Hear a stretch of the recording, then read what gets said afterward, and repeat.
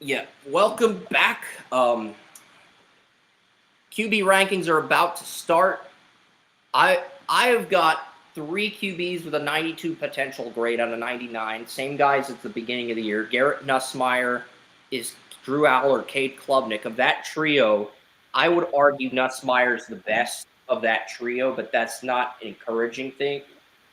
And Nussmeier, to be fair to Nussmeier, he was top passing yards after the game against Clemson, which was the toughest game he's going to face all season. To be fair to Nussmeier. So everybody who's down on Nussmeier because his passing yards are underwhelming, stop. He was in the top 10 in passing yards after the game against Clemson. That was his toughest game. And the reason he's not throwing for as many passing yards so far is because a lot of LSU's opponents after Clemson were just very marginal. I wouldn't call Florida a mediocre opponent. Their defense actually did play well in the game, but Lagway threw 5 interceptions, and LSU just did enough to win that game by double digits. Well, I think that Nussmeier is definitely the number one quarterback that there is this year, and I don't believe that is relatively close. Because you mentioned his yards being down, that kind of stuff. Yeah, but he's still going to lead this LSU team to, you know, I believe he's going to lead them to a championship. His football IQ just absolutely stands out. I Yeah. mean, when started evaluating him the first time, he was like a refined version of Quinn Ewers. He was that type of quarterback. Always making the right reads, always doing that kind of thing, and it just absolutely stands out.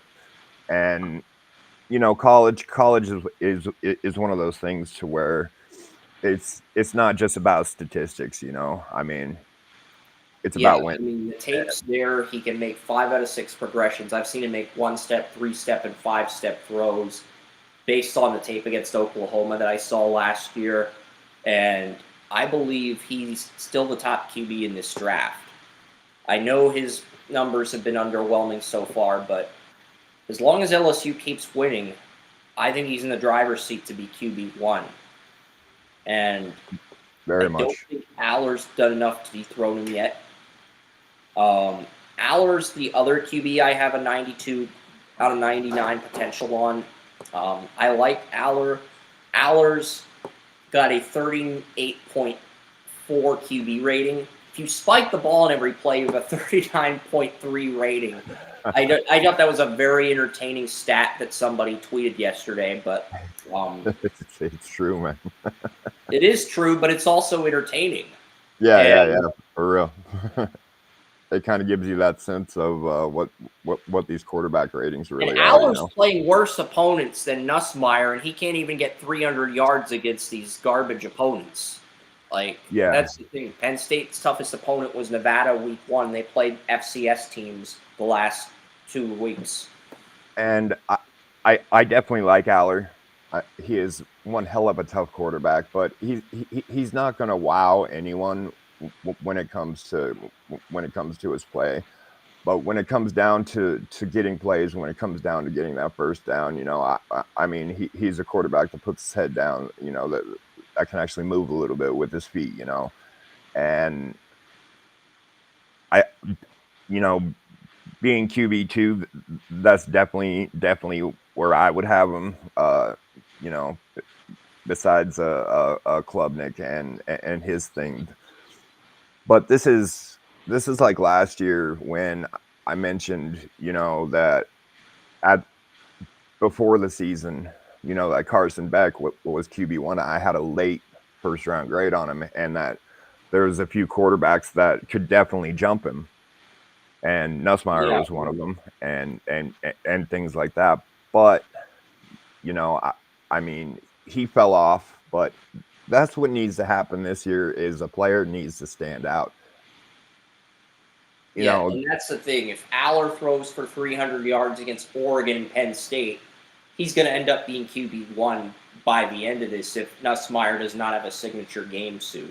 Even yeah, though even though Aller, because what happened a few years ago with the wide receiver draft in 2023, none of the receivers were dominating early, And as soon as Quentin Johnston went off for 200 yards against the Kansas Jayhawks, Dane Brugler declared him wide receiver one. That Yeah, obviously didn't happen. Well, I think that did happen. I think he was the first receiver picked over both Zay Flowers and Smith-Njigba.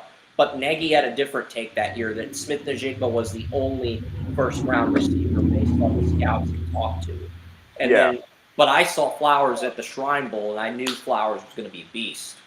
I will be fair to Nussmeier and Aller and say, look, these guys' toughest opponents are still to come. All right, so if they have a couple good games against some of their tougher opponents, they are right back where we thought they would be, before the season started. So I will be fair to those two guys and say, hey, let's talk the brakes a little bit, because if they fall out against their toughest opponents, it's all under the table. It's all water under the bridge. So yep. And the final QB that I have a 92 out of 99 potential on is Cade Klubnik. And really, I should have him much lower than this. I'm acknowledging that I should have him much lower than where I have him ranked as QB3. The only reason I'm not giving up on him entirely is because in the preseason, if you listen to our ACC preview, I had Clemson at 9-3 in the regular season with 3 losses to LSU, Georgia Tech, and South Carolina. I had Clemson beating Georgia Tech in the ACC championship game. That is the only reason I'm giving Klubnik the benefit of the doubt right now. If he has one more bad game and he loses against anyone besides South Carolina, he is moving out of the top 3, period. There's no debating this. The fact that every other mock draft site has... Or behind the curve. You're one of the two. You're either ahead or behind, because I have heard people, a lot of people, still saying he's the number 1 guy, which means you are either way ahead or way behind. And quite frankly, I look forward to seeing it, because somewhere along the line, I'm going to be giving you a hell of a lot of credit or giving you a hell of a lot of hell. And either way, I'm pretty sure Williams going to be doing the same thing. Exactly. Klubnik right now is a major wild card.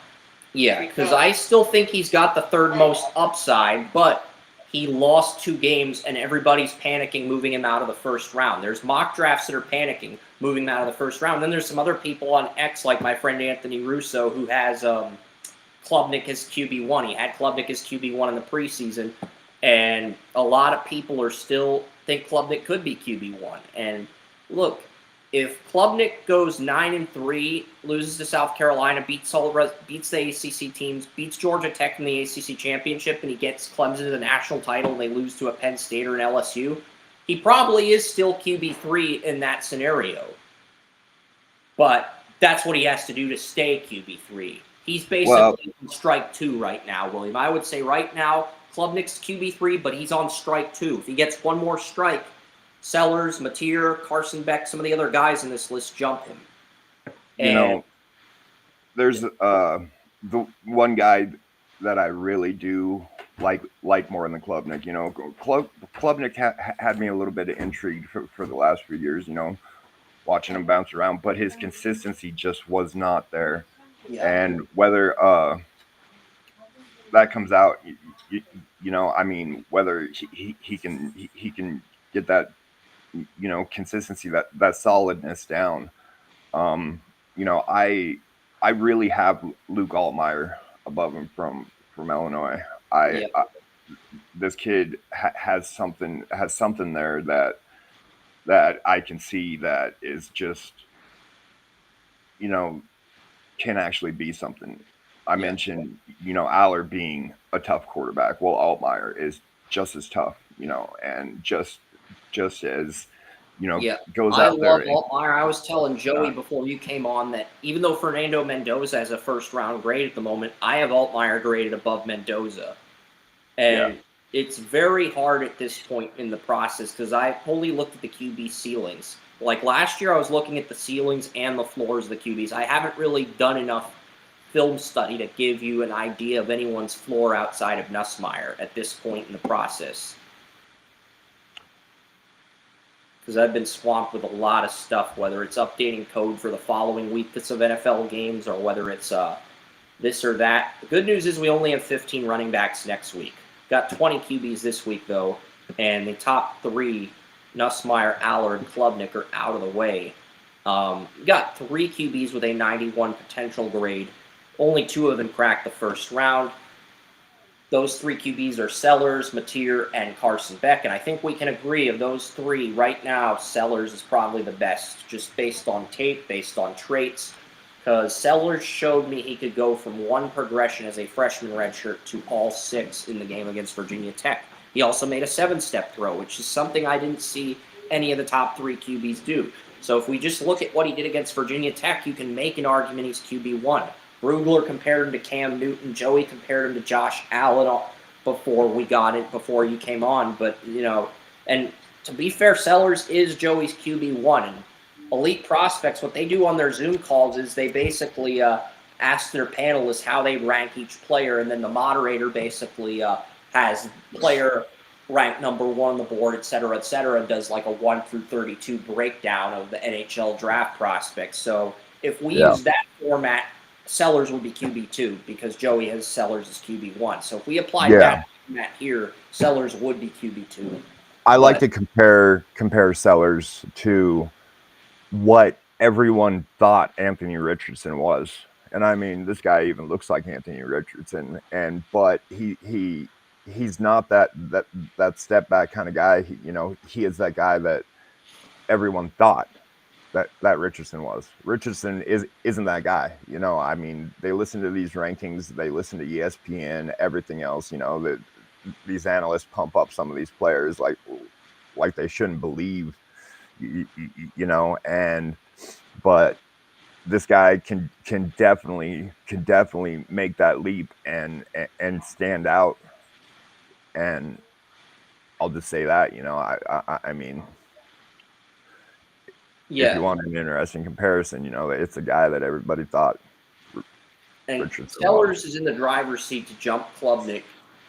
He's jumped Klubnik on a lot of draft boards, but it's like if Klubnik has one more bad game against a mediocre opponent outside of South Carolina, if he slips up one more time against an ACC team not named South Carolina, then I think at that point Sellers does officially jump him. I know I'm behind most of the mainstream media that does mocks, and I know there's a lot of Klubnik fans, detractors out there, so we'll see what happens. And I've got Sellers at QB4 right now, but I think 5 QBs are going to go in the first round. Just looking at all the teams in the market for QBs that are 0-2 right now, you have the Jets, the Dolphins, the Saints, the Panthers. Those are just a few of the teams. And then I think the Colts, even though they're 2-0, they could draft a QB in round 1. Oh, and the Steelers, if Aaron Rodgers retires, that's another QB candidate, William. So I think a 5th QB is going to get pushed into round 1 simply because I think the Steelers are going to draft a quarterback at Pittsburgh. The Rams are another team that could draft a successor to Stafford. And the value in the late first round might be more appealing than the early first round if the value's there at the position. So I had to decide between John Mateer and Carson Beck for the final spot in round 1. I went with Mateer, William. I really like what Mateer did versus Michigan. I saw him make 5 out of 6 progressions. The footwork was good. I see why scouts are comparing him to Baker Mayfield. I don't agree with the comp, by the way, but I went back and watched the film on Rumble that I uploaded. And Mateer was making some really good throws that Baker Mayfield made Oklahoma. So in terms of his velocity, in terms of his ability to throw on the run, I see flashes of Baker Mayfield. Do I think Mateer has Baker's football IQ, his arm, his clutchness? Hell no. And I'm saying hell no the way Joey says hell no. That should tell you everything you need to know. But it's like, he showed flashes of Baker when it comes to throwing on the run. I do not think he's Baker Mayfield in terms of clutchness, football IQ, throwing power, etc., etc.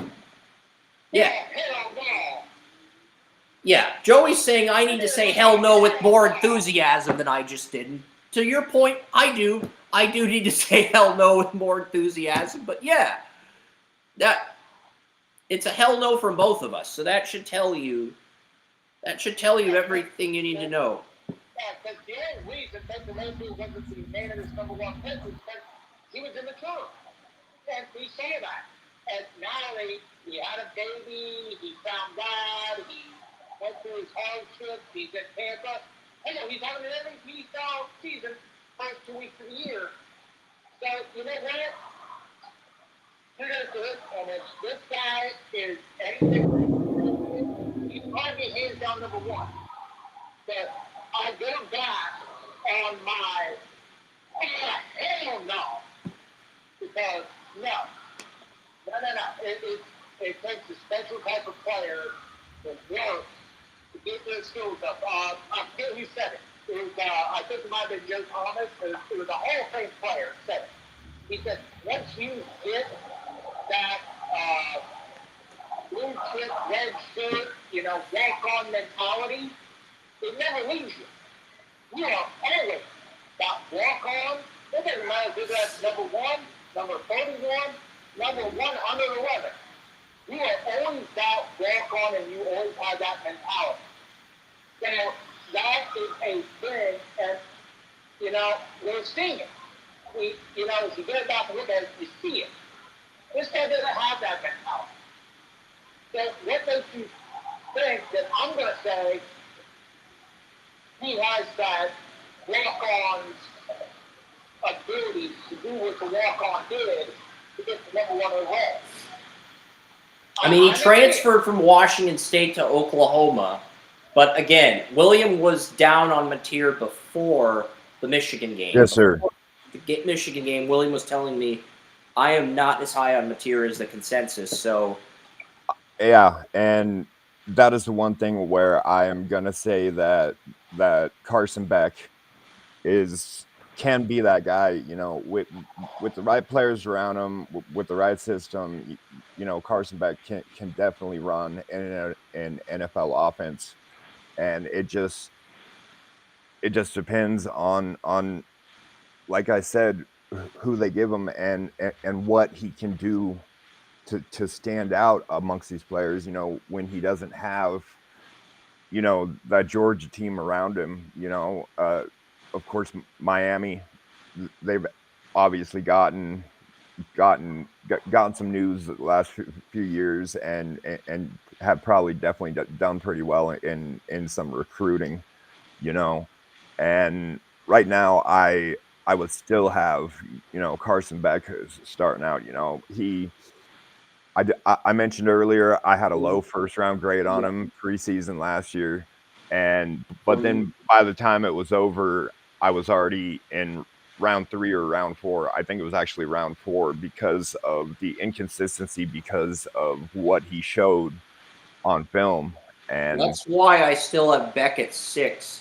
Yeah, but it's very close. I have a 91 potential on both Mateer and Beck, and part of the reason why I went Mateer over Beck, I was more impressed with what I saw in Mateer against Michigan versus what I saw from Beck all of last year, even though he played very well in the Notre Dame game, and I went back and rewatched that on Rumble. The other reason is because of who Mateer knows. Number 1, the athletic director at Oklahoma is Jim Nagy. Number 2, the new Senior Bowl director replacing Jim Nagy already named John Mateer Player of the Week after Oklahoma beat Michigan. So the who you know factor, if we're going John Mateer versus Carson Beck, the who you know checkbox goes to Mateer right now. Even though you can make an argument that Beck's a better football player. I think that argument does have some merit, William and Joey. This was probably the toughest decision I made in my entire QB rankings, and we're still in the first round. It definitely does, and that is wrong.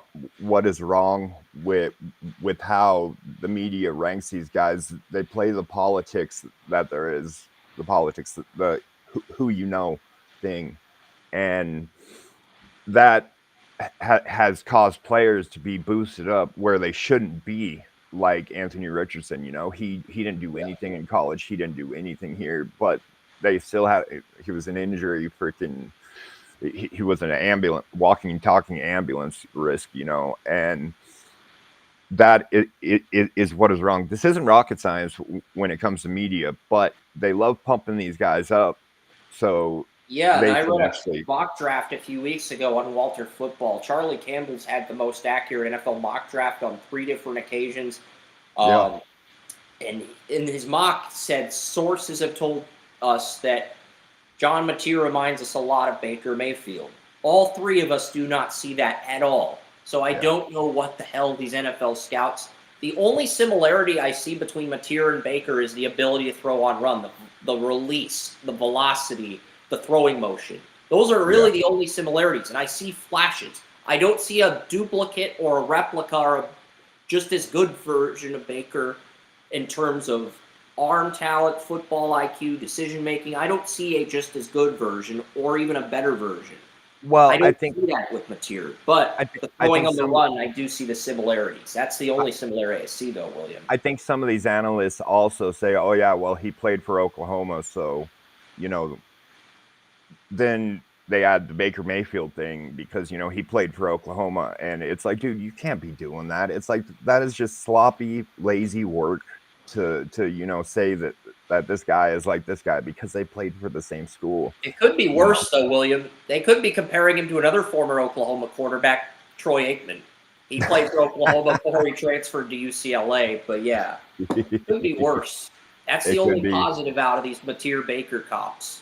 But yeah, that's one thing why I have followed Walter football. I realized long ago that they generally have really accurate, standings, final standings, not the beginning I think standings. 1 year in But they switched so many 2019, Mark times. Suba got 19 picks correct in his mock draft. Charlie only got 16, but he still lists Charlie as the most accurate for 2019, even though the math is wrong on that. That's why I said he was only most accurate 3 times. But to be fair, he's still the most respected industry analyst in terms of mock draft accuracy. So that, let's get to Carson Beck, the Miami Hurricanes.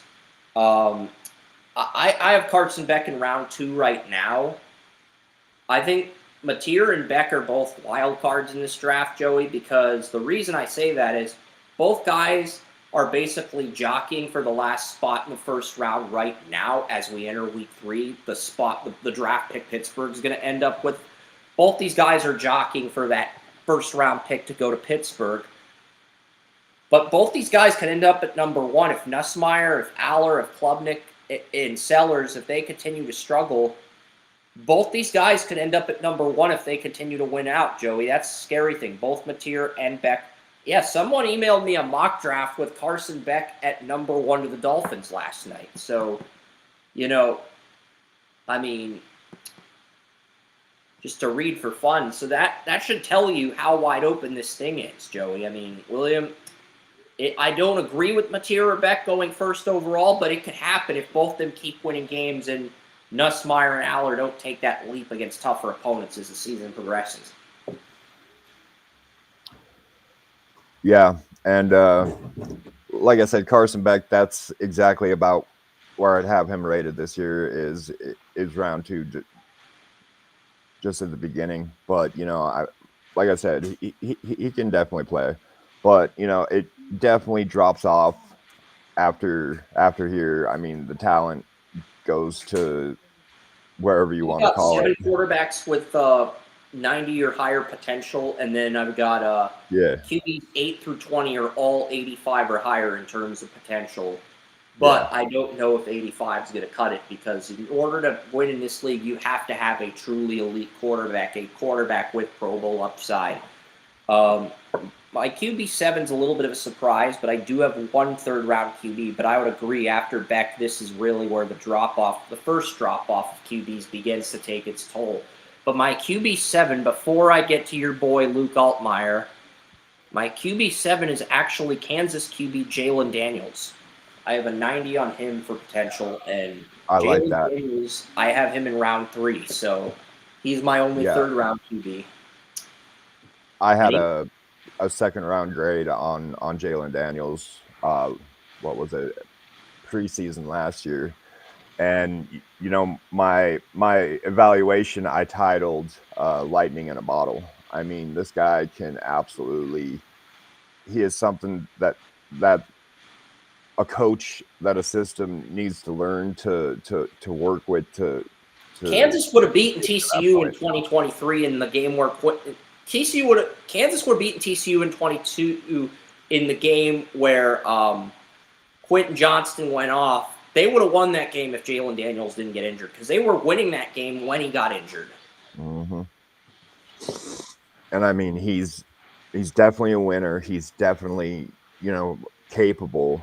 He had, a little bit of inconsistency, a little bit of wild throws here and there. But besides that, he is a good player, and they just have to learn to harness, If the Daniel energy stays that healthy, brings. he's a top 100 pick, in my opinion. If he stays healthy for all of Indeed. this season, he's a top 100 pick.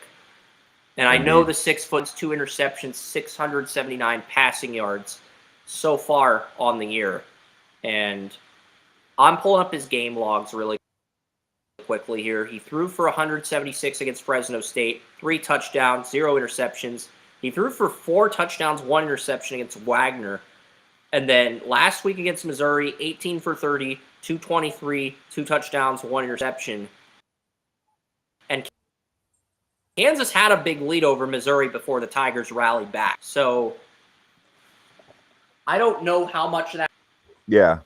Because they lost Devin Neal at running back. That's been a huge loss for Kansas. A very tough player for them to replace. Jalen Daniels is also one of those players that uses every weapon that is around him, whether it was Luke Grimm, whether it was Devin Neal, whether it was whoever, he passed the ball around. He got it to the different players. He wasn't just, using the top 1 or 2 players that there was, to get to that point. He passed the ball around, distributed it right, and that is something that is a very underrated trait when it comes to quarterbacks. Something that not so many talk to. It was something that I saw with Aiden O'Connell at Purdue. He was limited physically. Jalen Daniels isn't, but he was limited physically, but he still passed it around to everyone that there was. Yeah. He used every disposable, tool that there was.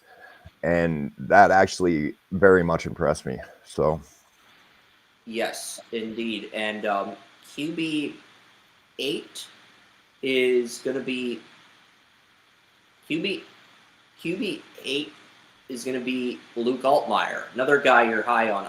A lot of people are high on Mendoza. I think Altmaier's got a little bit more upside. I've got an 87 on Mendoza and an 89 on Altmaier for potential, but yeah. Altmaier, we're going to get to Mendoza. He's QB 10. I've got Sawyer Robertson at QB 9. I know this is a point in the show where Joey kind of wants to segue into the Altmaier-Mendoza game, break that down, because that game is tonight. That's probably the game of the week. You got 2 guys who I think, I have day 3 grades on Altmaier-Mendoza right now, but I think both these guys can sneak into day 2. And I'll go as far as to say I think both have the ability to sneak into day 1. If some of the guys at the top of this class continue to struggle, mainly Klubnik and Aller. Yeah, I've got one more hidden gem. Before Robertson, before Mendoza, and everything, and that is Baron Morton. That is the next QB after Mendoza on my rankings. He's my QB 11, my final 4th round QB. I'll segue this way. I think Tate from Ohio State's better prospect right now than any of these QBs. Put that down. Well, Carnell Tate's a projected 1st round pick. He's gonna him and Jordan Tyson are gonna headline the receiver rankings in a few weeks. At this rate, he's gonna be top 5, and these quarterbacks are gonna be sitting there like, where the hell did we go? Oh yeah, we sucked all year. That's where we went.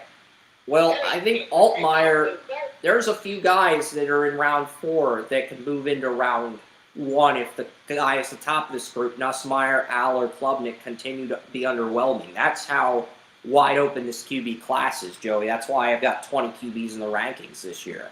I know I'm a little bit enthusiastic about QBs just because I'm so pissed off and so disappointed in them because, let's face it, they're supposed to be better than last year's class, and so far they're about 10 times worse.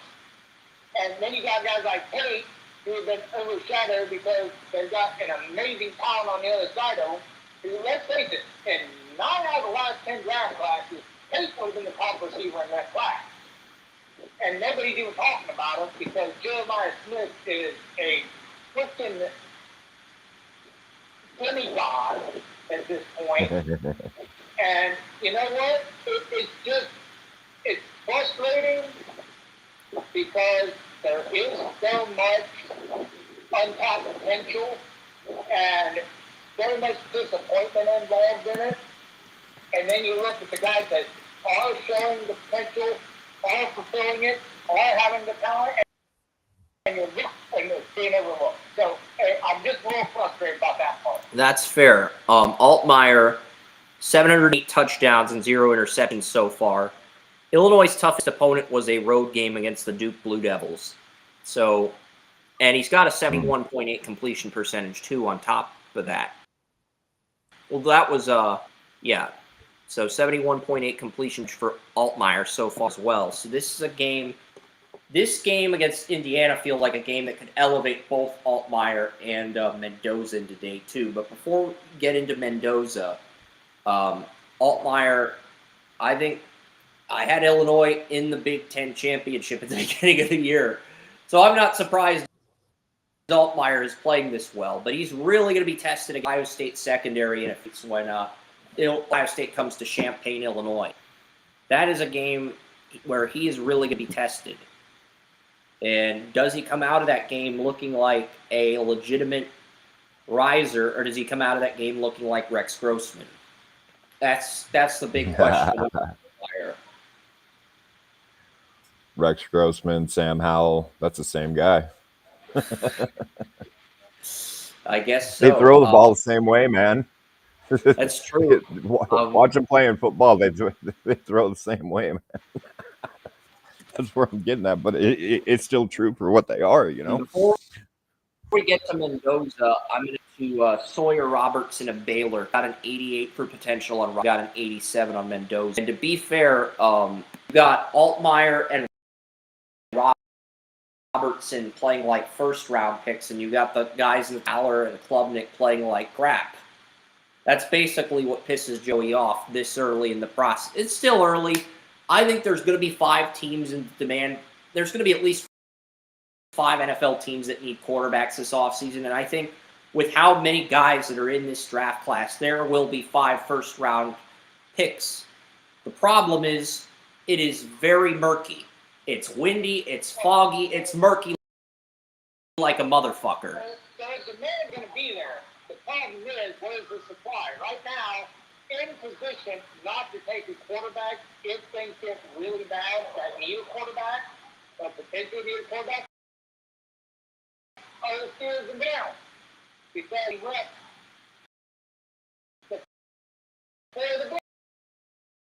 before the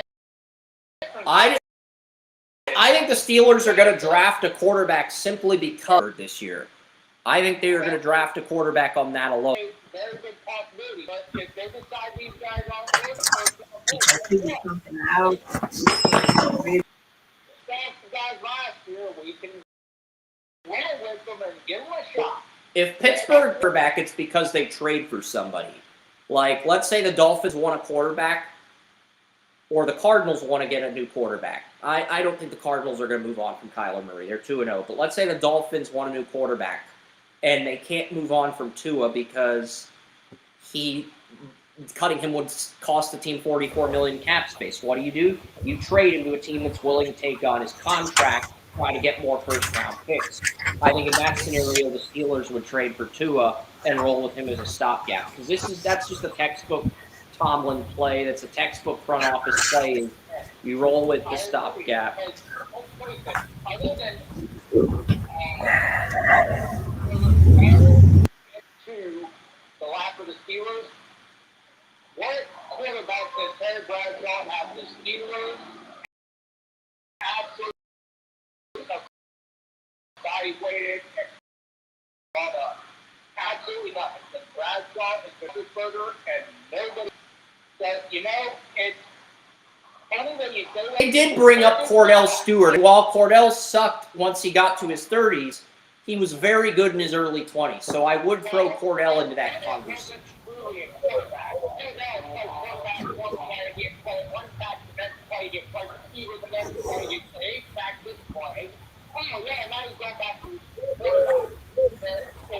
And the few times he actually played quarterback to stay, he didn't do too well. But if you played him as a Swiss Army knife, he was amazing. Yeah, and I'm saying he'd be the third option. He's not as good as Bradshaw or Big Ben, but I'm saying if you wanted to throw him there as a third option, you could. But it's not a great third option. Well, here's my thing with the Steelers, man. I think that they need to find out or need to think about if Mike Tomlin is the guy, because you know they haven't done anything since Big Ben left, and drafting Kenny Pickett in the first round was I almost gagged, but it was like, oh yeah, They well only did that because they missed out on Marino, and they thought Pickett was going to. They didn't. It was FOMO. The Steelers were a victim of FOMO in 2022, fear of missing out, because they passed on Marino in '83. He was in their backyard. He went on to become a Hall of Fame QB. That's another thing. Like I was saying about Mateer and Mayfield, you know, they need to stop with the comparisons, because The only that guy goes to similarity that is the school. throwing motion on the run. That's it. Yeah, Everything else is different. exactly. But scouts just want to look at that one trait and put a comp in. Copy and paste a comp because they have nothing else better to do. Yeah. Or it's not because they get in a hurry, you know, they have so much to do and they get in a hurry, so they just go with something that sounds good, or something that's going to pump up that player, you know, saying, oh yeah, well, Kenny Pickett, we're going to sell some tickets because, you know, he's from our backyard, and you know, Marino was from our backyard, but you know, Marino was God as a quarterback. He was just never given a team, you know, and that's coming down to like Don Shula, you know, he coached that many years, you know, and had that many wins, but that's the same thing as what Mike Tomlin, you know, coached so many years, and that, but he inherited a team from Bill Cowher that was absolute a Super Bowl. And team, Sawyer you know. Robertson, we'll get to Sawyer Robertson now. 10 touchdowns, 2 interceptions. He threw for 419 yards against Auburn. He threw for 440 yards against SMU. I have an 88 for potential on Robertson. I have an 87 for potential on Mendoza. And the 400-yard games against Auburn and SMU really propelled me to putting Robertson ahead of Mendoza. So, I mean, he only threw for 211 against Samford, but Samford's a scrub team. That's a team you're only going to play one half against. So I'm not going to hold the fact that he only threw for 211 against Samford against him, because Samford's a cupcake team. That's a team Baylor's going to whop 9 times out of 10. So, I mean, Sawyer Robertson's had a good start to the season. Baylor's 2-1. Their only losses to Auburn. And they beat an SMU team that was projected to finish second in the ACC. So, behind Clemson. Yeah. And Robertson is a guy, he's a Texas kid, you know, and football is, or high school and college football is absolutely, it's a religion down there in Texas. And this is, he's got prototypical size, you know, he's like 6'4", 220, something like that. Like I said, born and bred Texas kid, and now playing for a Texas team. And it's going to be interesting to see what he can do, you know, now that he has a little bit of spotlight, you know, going down this year, you know, that he's finally of age to do something, you know, to make his mark, you know. So. Yep. And then Fernando Mendoza. I couldn't agree more, William. The area of Texas he was from is very similar to where I grew up, where Joe Flacco grew up. And football is everything. It is religion. It is power. It is the way of life. So yeah. I agree with everything you said there, and I'm glad you said it, but you said it really well and eloquently, and you did a very nice job. Thank you.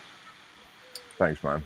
Yep, appreciate and then the next guy we're mentioning, Fernando Mendoza, 6'5", 225, 708 yards, 9 touchdowns, no interceptions, a 72.4 completion percentage. So while I see ceiling is not as high as Altmaier's, you could argue his floor. I mean, that's a big game for both these guys, because right now, I think there are QBs with higher. I think both these Altmaier and Mendoza could be high and starter I don't think either guy's a Pro Bowl QB, but both guys, neither one's thrown a pick yet. Mendoza had a little bit of a cheat. He was a 3-star recruit. Was a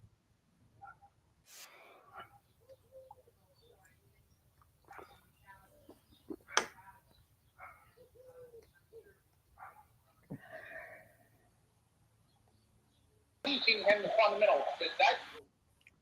That's his point right there. He is fundamentally sound. He may be the fundamentally sound quarterback in his draft class. And that's going to suit him well. Especially in the NFL, especially in the pre-draft process, they're going to look at him and say, damn, we know how to teach us.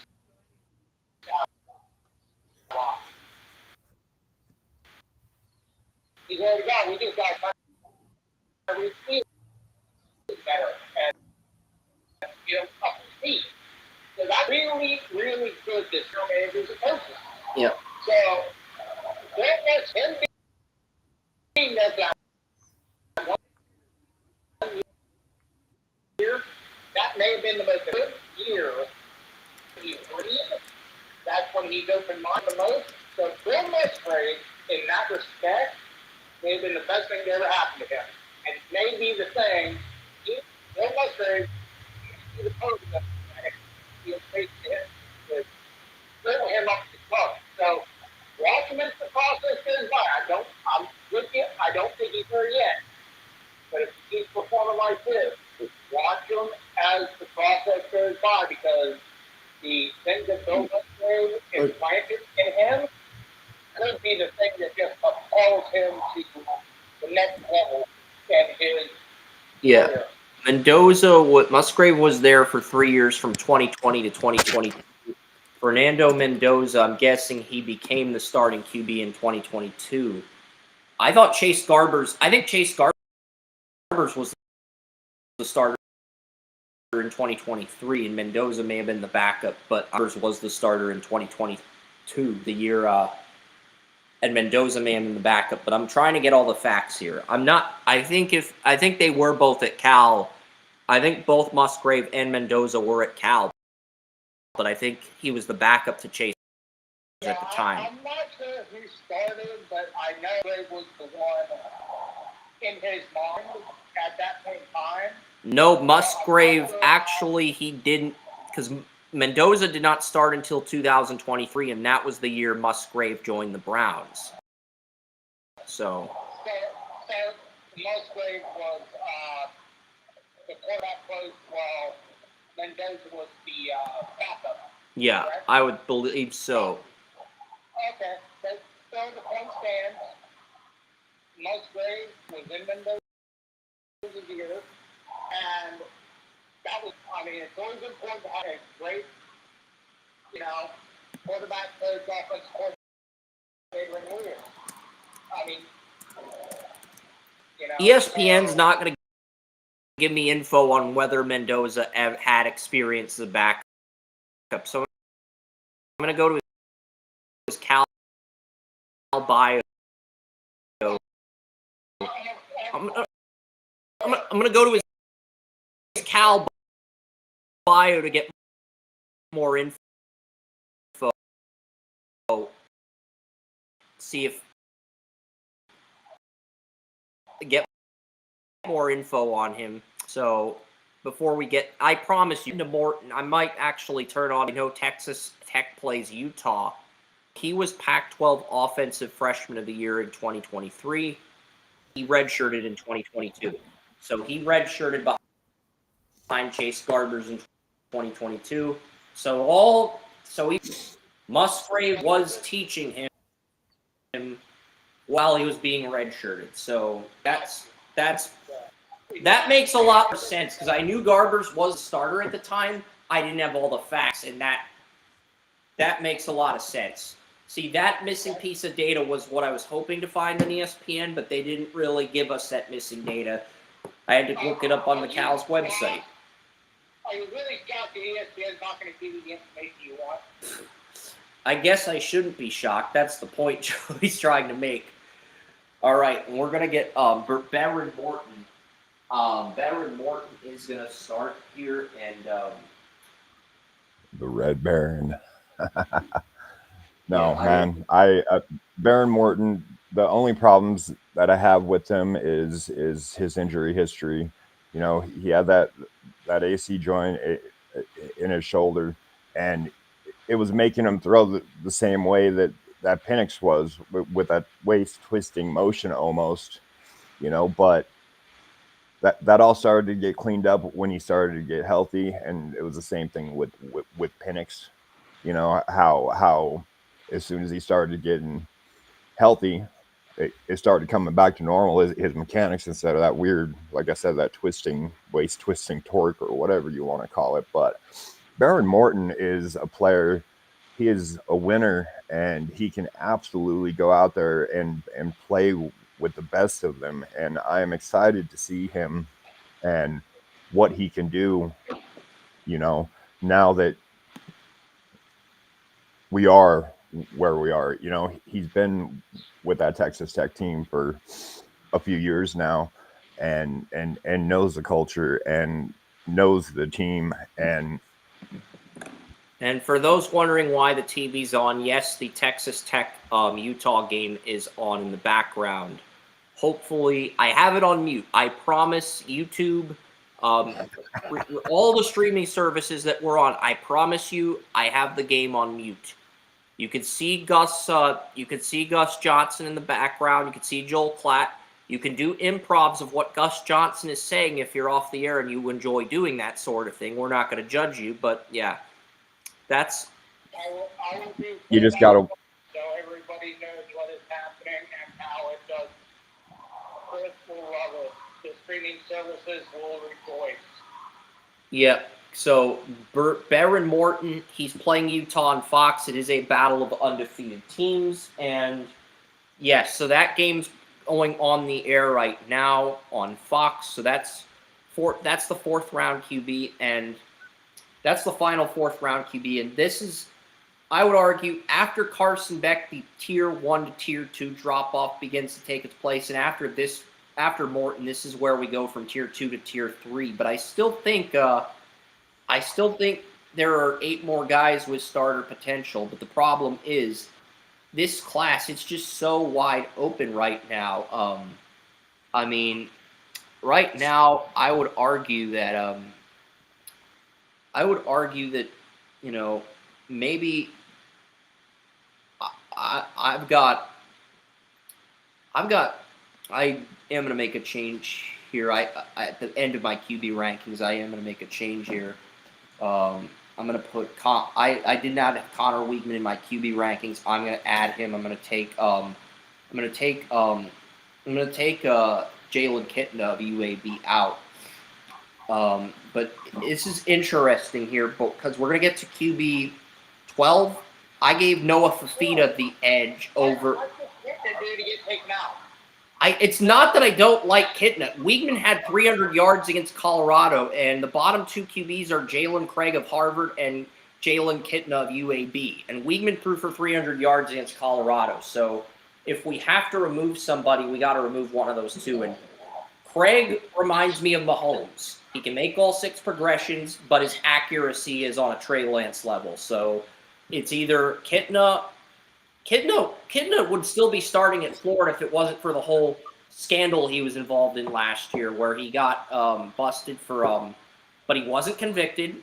He wasn't convicted of the incident he was in, and he got a second chance under Trent Dilfer at UAB. So, I mean, that's what makes this tough, because those are the last 2 guys in this list. It's not that I want to remove one from the list. It's that Connor Weigman did enough against Colorado to where I think you could argue he deserves to be in over one of those 2. That's the part that sucks. Connor Weigman. It's like if you want to remove him, that doesn't mean you have a character.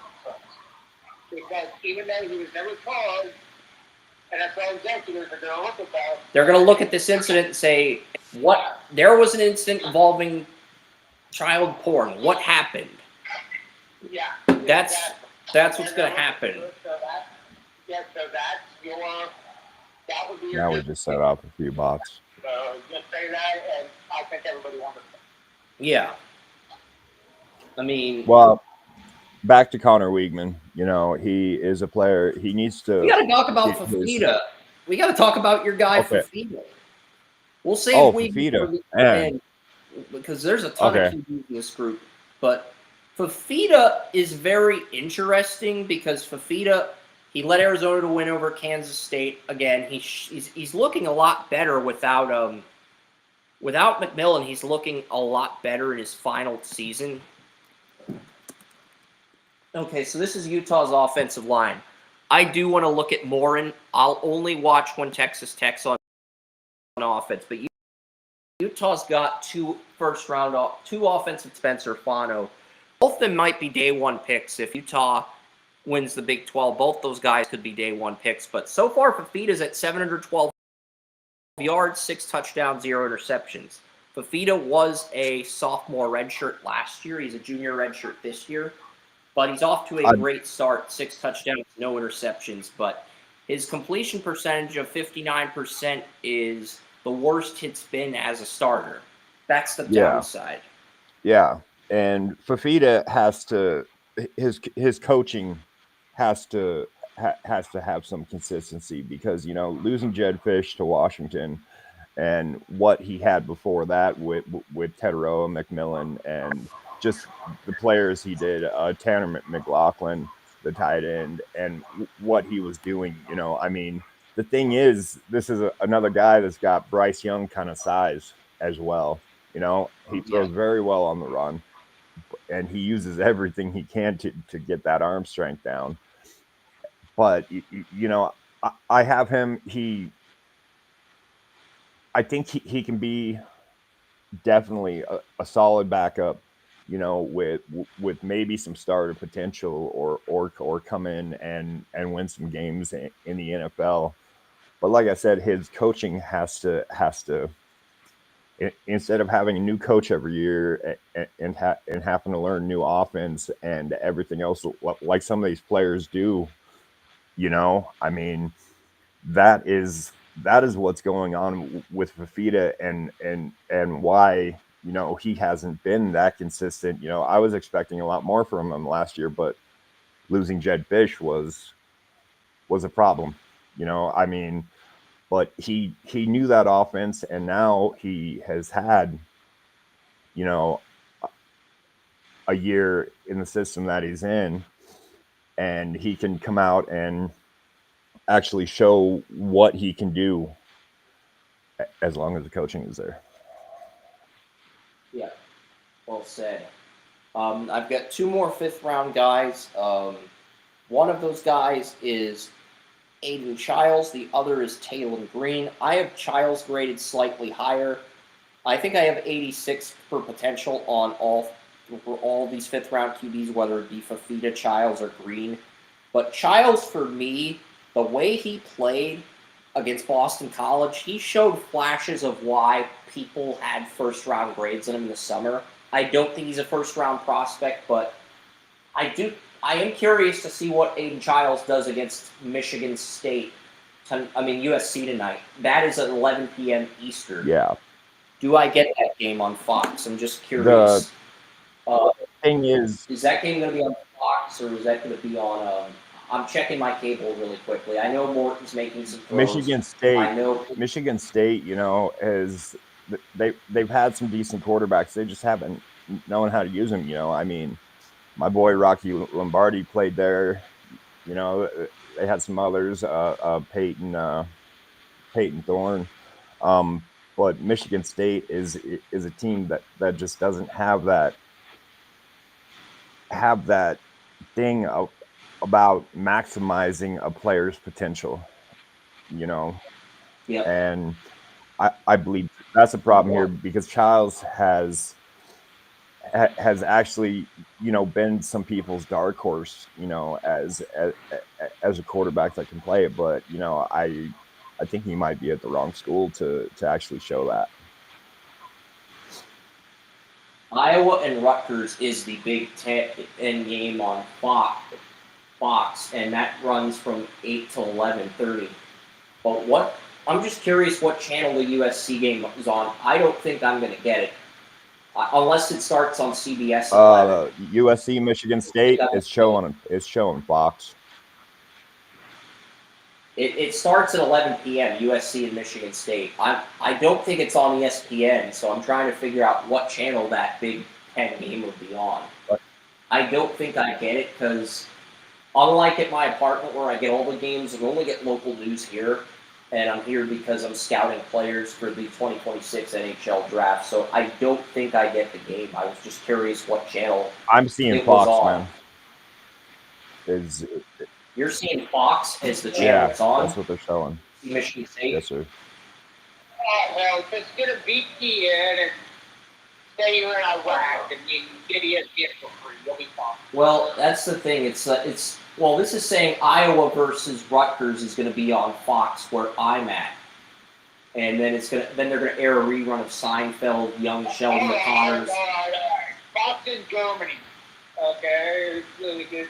Maybe that was from no, Iowa Rutgers I think was last night. That's why. I think Iowa Rutgers played last night. Can you check, William? Yes, sir. Can you check for me really quickly? Iowa Rutgers, was that last night? I think last night. Okay, now it's just skipping days and it's just pissing me off. Morton is driving. Yes, sir. That was it. Morton is driving. That was last night, sir. Fox's cable is just being addicted. Morton is driving. Okay, I'm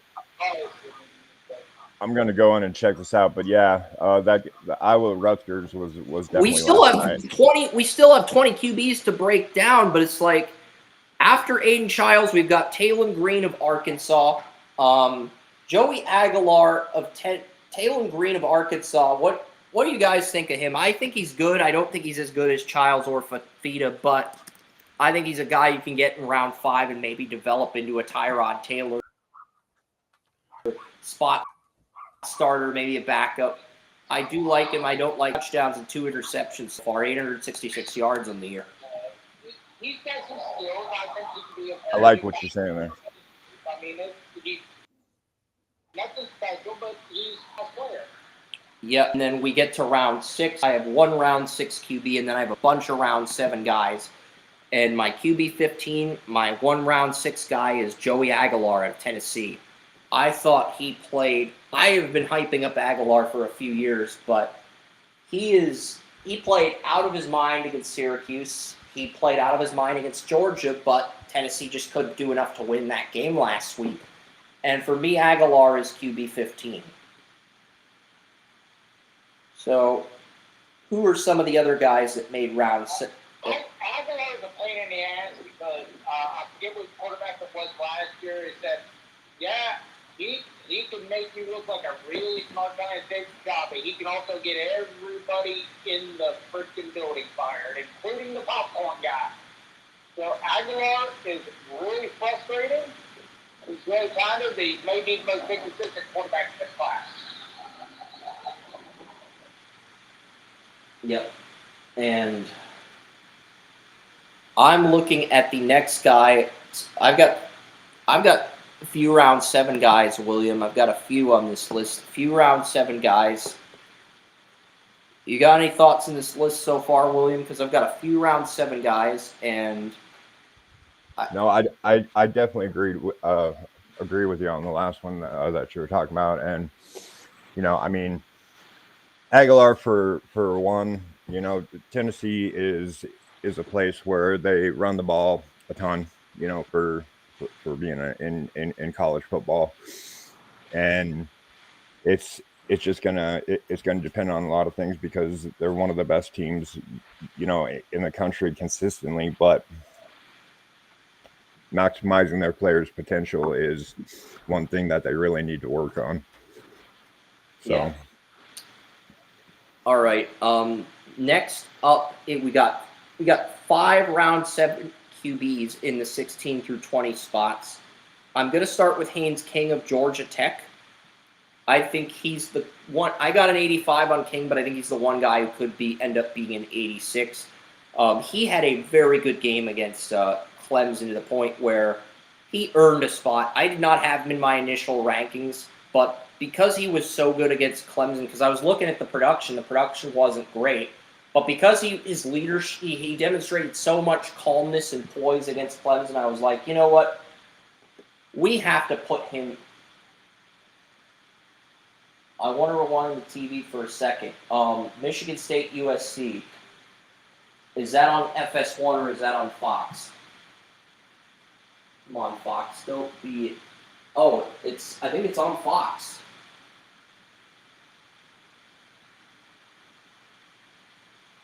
I think it's on Fox. Yep. So, Michigan State, USC is on Fox. All right. So that answers that question, William. But I have Haynes King as my number 1 round 7 QB. Diego Pavia, after what he did against South Carolina, 30-7 win, Pavia earned a spot in round 7 for Vanderbilt. Miller Moss earned a spot in round 7. He beat Nussmeier head-to-head last year for USC. He's on Louisville now. And then you got Jaden Craig, the Harvard quarter, Jalen Craig. Jalen Craig out of Harvard, I don't know how to explain this. He can make all 6 progressions. He throws on the run. His arm strength and accuracy is very similar to Patrick Mahomes. The downside, his arm strength is very similar to Patrick Mahomes. Progressions, ability to throw on the run is all similar to Mahomes. The problem is his accuracy is on a Trey Lance level. Everything else is on a Mahomes level. The accuracy is on a Trey Lance level. He started 8 for 20 against Columbia. That should tell you why he's a late round pick. That's all you have to say is he's smart as shit. Okay, that's all you have to say. We understand. No, I have to go into details because quarterback, it's a game of details, Joey. And in order to sell a prospect, you have to sell the people on their details.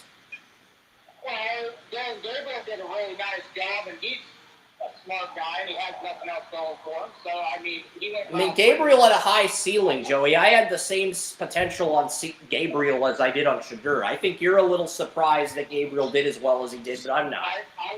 No, because I am. I got Gabriel captain check down almost 3 years ago.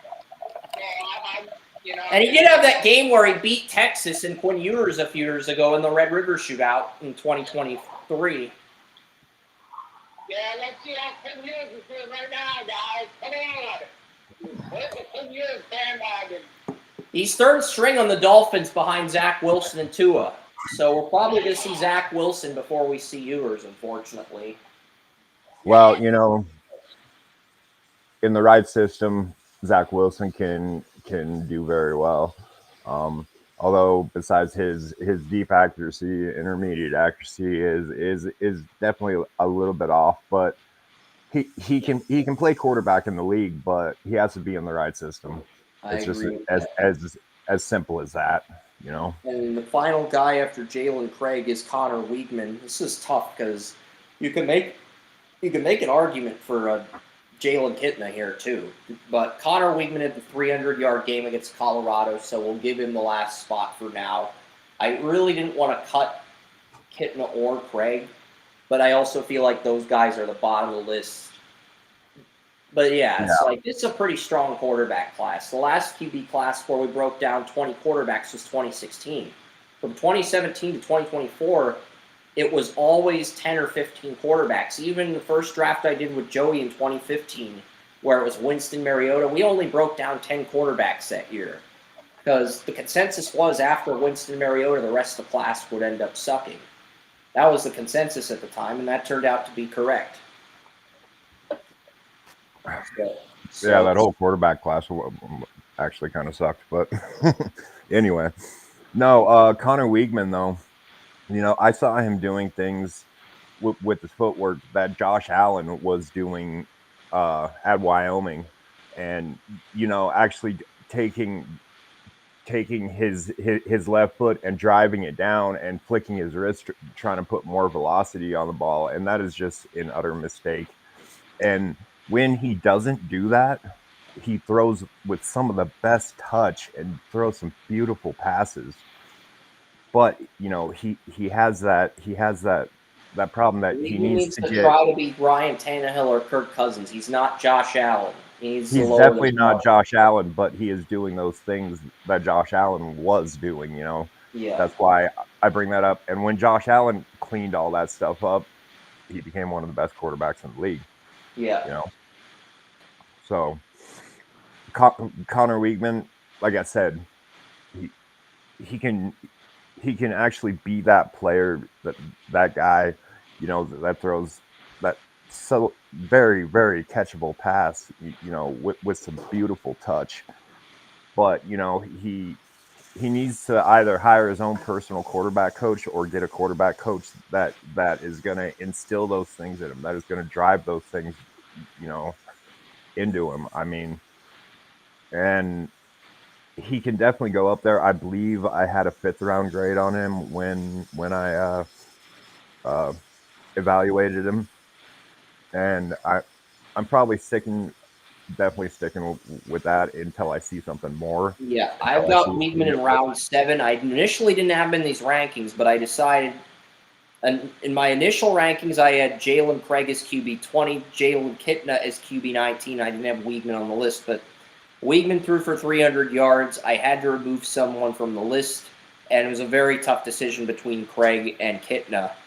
If you're going off of character, you could argue it's Kitna. If you're going off of talent or just the fact that Jalen Craig went 8 for 20 against Columbia, you could argue so he's the guy you removed there. But either way, that's the QB rankings. And on that note, we're gonna get to NFL predictions for week 3, and then we'll wrap up here. And I probably will get distracted when Morton takes the field. I probably will get sidetracked. So I'm already watching that, dude. But I just want to say one thing. Too, but it's in a freaking commercial right now. I just want to say one thing. So about Kitna, but before we leave, and I agree with you sticking him an honorable on this mention. list. And Kitna's an honorable mention, even though he didn't make the cut. This was a very hard decision, and I don't think more than 20 quarterbacks get drafted because usually only 10 to 15 get drafted. But this year there's so many guys. For the first time in 10 years, I had to put 20 QBs on the rankings. You have to understand my position here. Well, Kitna, my position on Kitna is that he is one of these quarterbacks that's born and bred to be a quarterback. Being John Kitna's kid, and John Kitna he was a football player. I think he'll get a camp invite. Even if he goes undrafted, however, I think he won't get a camp invite. Oh yeah, for sure. I definitely believe that, and that's about right where I would put him, because somebody's going to see his name, see all that, and they're going to say, hey, yeah, come to camp, let's see what you can do. Maybe he can end up on a practice squad somewhere. Maybe he can end up, maybe somebody believes that they can develop him, into the player. And now Baron Morton's on the field. Yep. And at least where I am. The Bills beat the Dolphins. It was a very entertaining game, but this is something I told Tracy earlier this week. This is the backdoor cover week for underdogs to win point spreads, for the sports books to recover their money. This usually happens in week 3 of every NFL season where the underdogs cover. This is usually the week where the upsets and the underdogs happen, so the sports books can recoup some of the assets they lost. And this is the Bills. Bills won. I told Chris that the Dolphins' offense right now is the only one that makes the Browns' offense look like a professional system. That's how bad the Dolphins' offense is. Well, the Dolphins' offense was good against Buffalo outside of the interception Tua threw to Terrell Bernard. The Dolphins' offense covered the spread against Buffalo. And to be fair, I picked the Bills to cover. I had the Bills winning 30-16. It was 31-21. I think that Mike McDaniels is a coach that, can definitely lose his job mid-season. He is a good coach. He understands football and everything else, but he might be trying to do too much, You know who the assistant head coach on the Dolphins is? It's Eric Studesville. He was the interim head coach for Denver when Josh McDaniels got fired in 2010. He only coached 4 games that year, but he would take over as interim head coach, as the assistant head coach to McDaniel. He would get a second chance as an interim head coach 15 years later. Mike McDaniel is probably one of the best X's and O's guys in the NFL. So let's give him. And let's face it, if the Steelers traded for Tua and Tomlin brought on McDaniel as an offensive coordinator, Joey would hate that as a Browns fan. He'll be the first to tell you he would hate that scenario. I would, but at the same time, I respect McDaniels. I don't respect McDaniels as much as a head coach because I think his strengths are the X's and O's and so on and so forth. I don't think his strengths lie in being a head coach. But he's good enough at the other stuff that he can pass as a head coach. But his big strength is an offensive coordinator. And I think if in Chris's scenario, that'd be the best thing that could ever happen to the Steelers. So, I mean, Mike McDaniels, I like Mike McDaniels. I just don't think he is as good of a head coach as he is an offensive mind. Because I think X and O's wise, he's one of the best in the business. Yeah. Very. I agree. Right. Off the brakes. Yeah. And he was a great offensive coordinator in San Francisco. Part of the reason that they made Super Bowl 54. And he's done a great job in Miami so far, but I just don't think he's going to win a playoff game. He played well enough to where the team hasn't lost the locker room and the effort they showed against the Bills. It bought Chris Greer and Mike McDaniel a little bit more time. But let's face it, they lose the Jets on Monday Night Football in front of their home crowd. I do think we see a change week 5. Because that's a game you have to freaking win. You're at home against the Jets. It's Monday Night Football. You have to win that game. And yes, this is the type of game that would make Hank Williams, if he was still on the air, consume more alcohol than Joey. This is that. We're not going to go there. Okay, that's a little far. I will consume more alcohol than Hank Williams has ever consumed in his entire life. You know, I'm kidding. I wasn't being serious. But I know you're being serious when it comes to the alcohol consumption.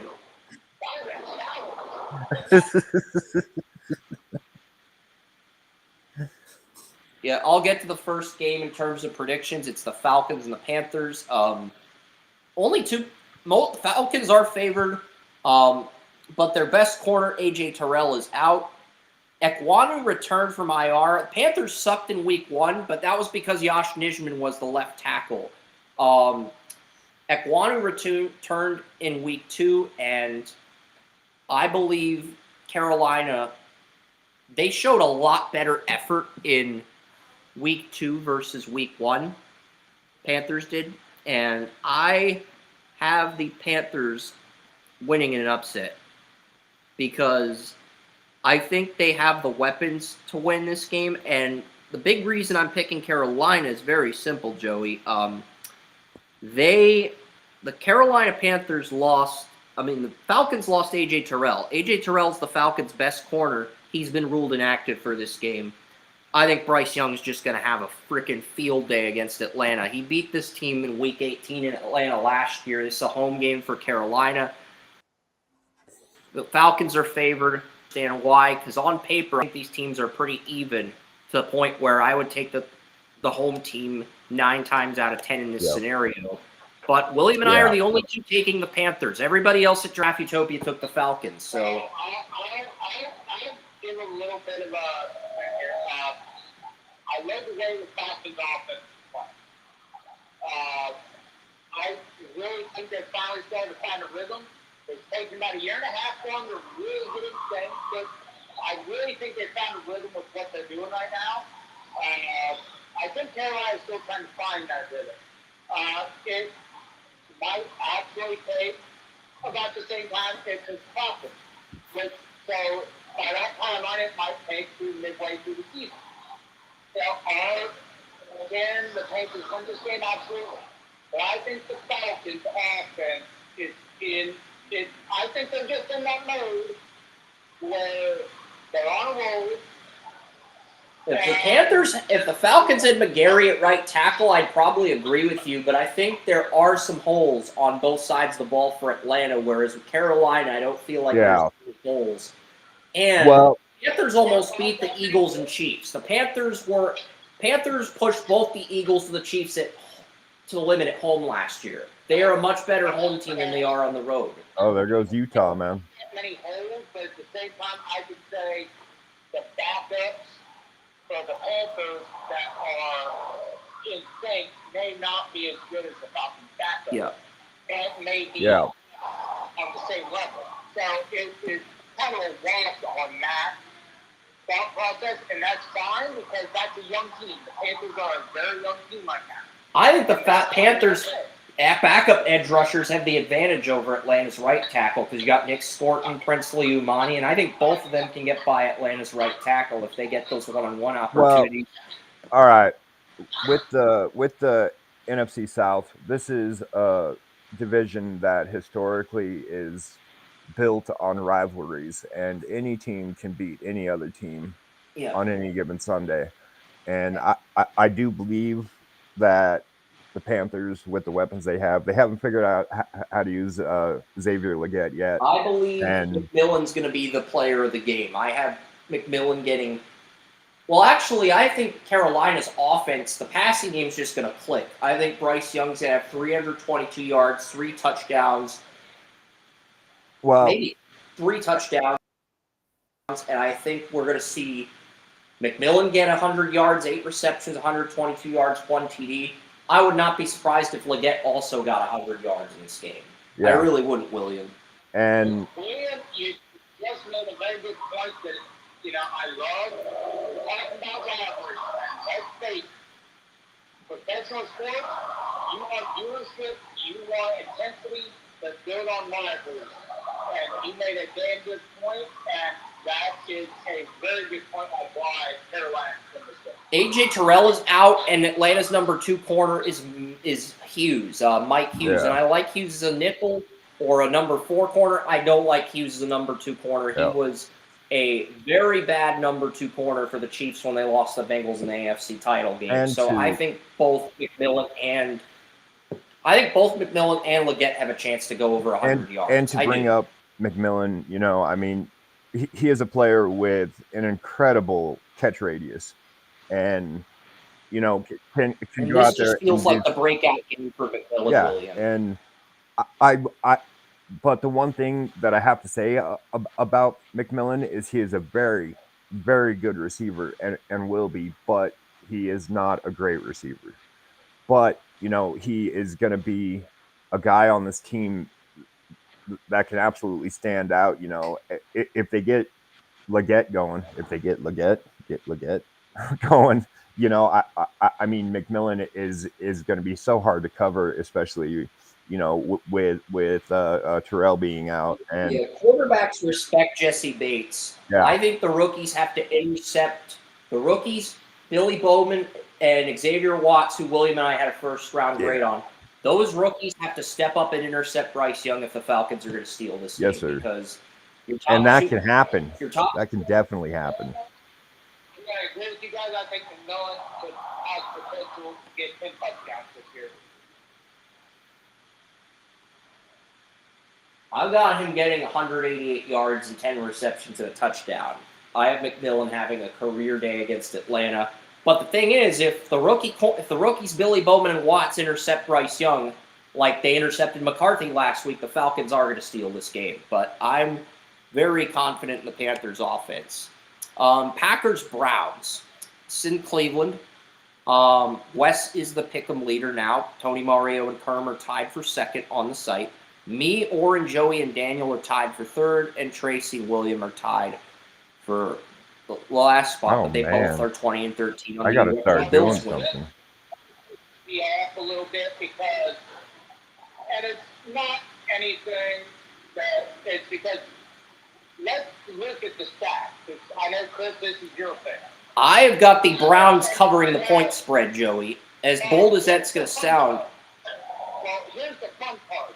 The Browns have outgained their opponents I believe the exact stat was by 288 yards this season, but have been outscored by over 30. Now, you got to add that up in your mind. How is that not confused?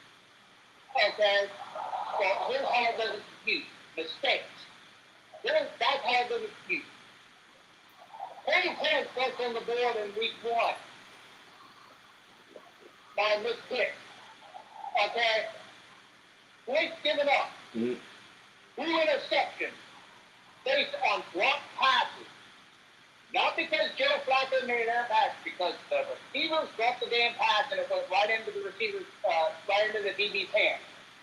There you go. Right there. Okay, that's 2 weeks. Well, that's just 1 week. That's not even, that's what's just great. 2nd week. Lost punt. 5 interceptions. I don't even remember the last one because it stuck so bad. But I was watching it, so we can guarantee you it was about that. The Browns defense, outside of 35 yards, only gave up 20 points. Inside of 35 yards, 21 points on 35 yards or less. 3 touchdowns. The Browns are very capable of winning every single freaking game they play this year. But they are as fundamentally flawed as any team in the NFL right now. Whatever they're doing, it ain't working. They've got to cut down on the mental error. Well, last week when we were breaking down the winner, they're going to get their answers kicked with the Packers if they don't cut down on the mental error. That's just what it is.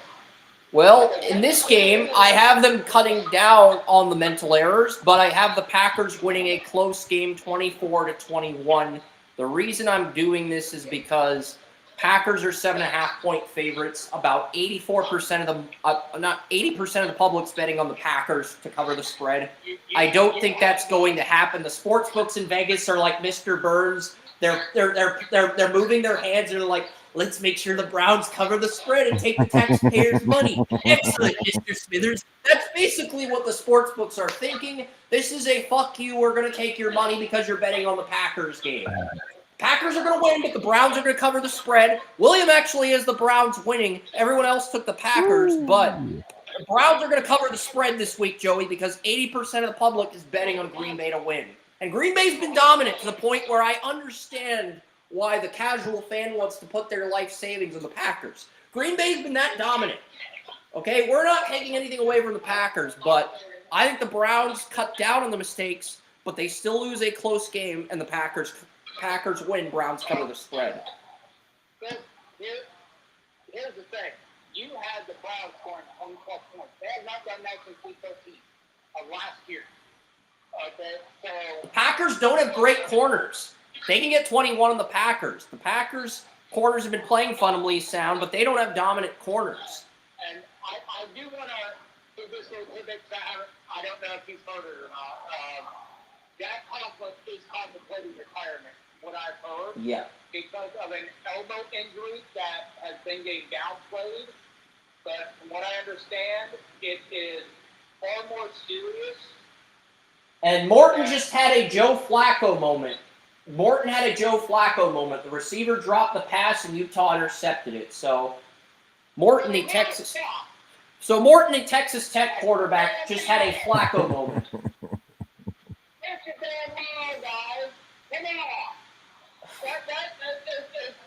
I'm sorry I might be getting PTSD here because Douglas didn't catch the ball. Douglas didn't catch the ball, number 5, and Utah just intercepted it. It's the ball. I mean, come on. You got 2 hands. Don't give me 2 goddamn hands for me.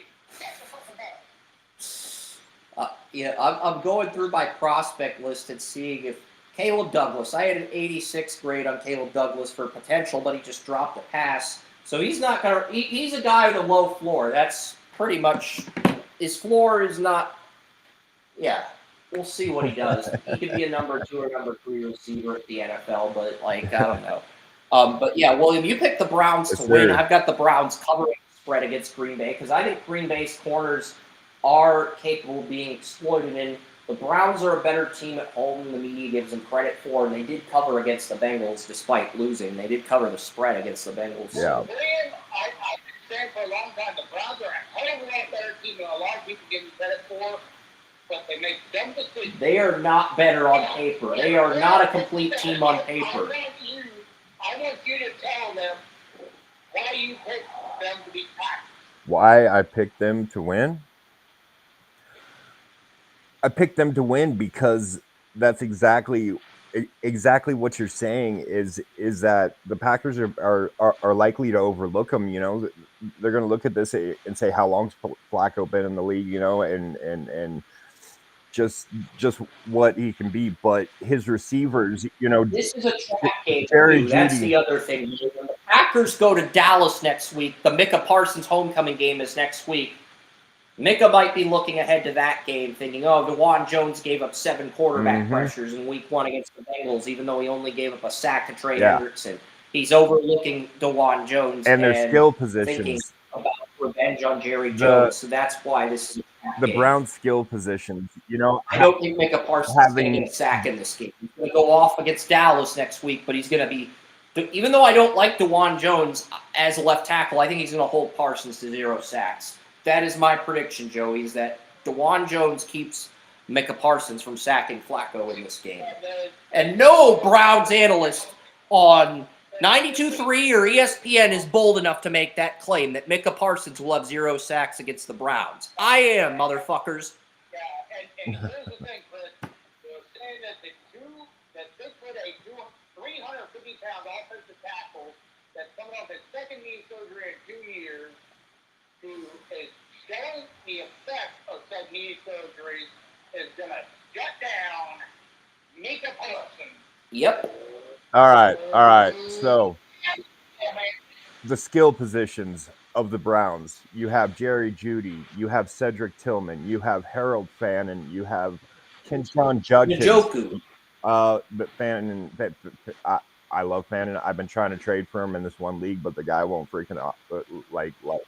I got him in the 4th round of your dynasty league, Yes, William, and that pick is probably my best value pick outside of Egbuka in round 1. Very I got much. Golden in Very round much. 2, and Royals in round And then 3. having Kenshon Judkins, you know, Judkins' character might be a little bit off.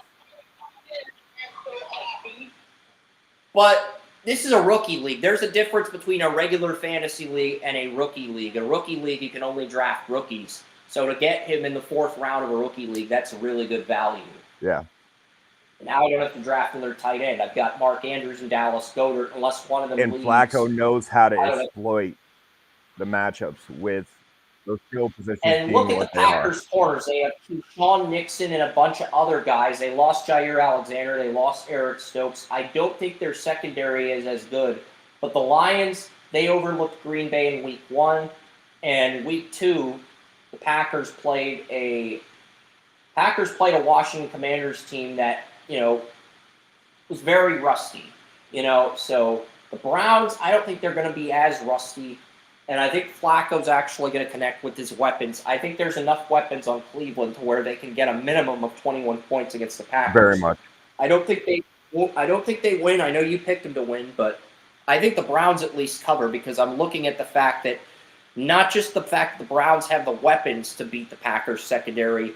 80% of the public is betting on Green Bay. I know for a fact that the sports books in Vegas want the Browns to cover the spread this weekend. And this is usually the trap week. This is usually the trap week when it comes to gambling. I want your opinion on something. There are people that I've been hearing talking in the media saying that, and this includes former players, saying that when you gave Kenny Pickett all those reps, that was wasted and that hurt the team and it hurt Joe Flacco because it did. There was actually a scout at the USHL Fall Classic that looked like Kenny Pickett. I'm not even lying. There was a scout at the USHL Fall Classic, the hockey tournament I've been going to this weekend. You can see this on camera, William. Hockey tournament I've been going to this week. There's an actual scout that looks like Kenny Pickett at the event. I'm not even kidding. It's like, could you imagine if Pickett was still on the Steelers? This would be like a story. would be an action. William, do you agree that may be contributing to the Browns' offensive woes? If they gave too many reps to Pickett and then just shipped them all? I'm curious if Pickett or Aiden O'Connell's the backup. Which one's third string? I'm kind of curious myself. I'm going to check the Raiders' depth chart. Is Pickett. Aiden O'Connell is, I think he's on the practice squad.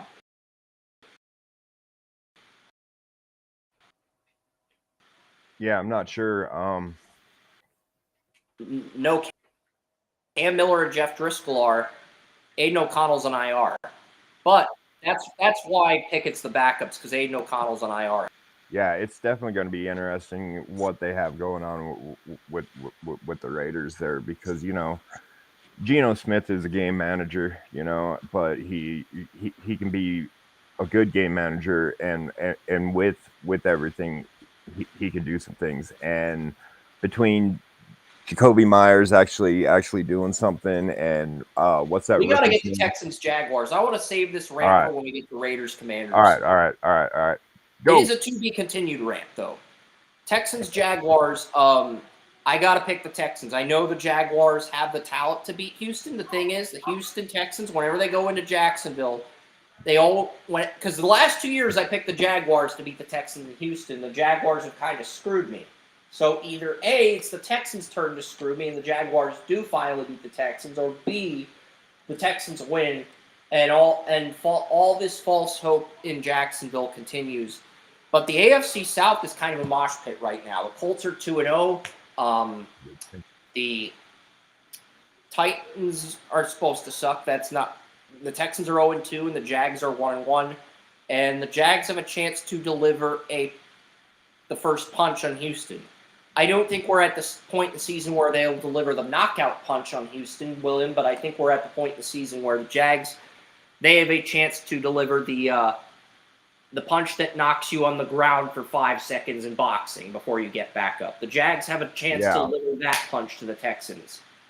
I don't think we're at the point in the season where they deliver the knockout punch to C.J. Stroud and the Texans, but they have a chance to deliver a punch that knocks the Texans on the ground for 5 seconds before they get back up.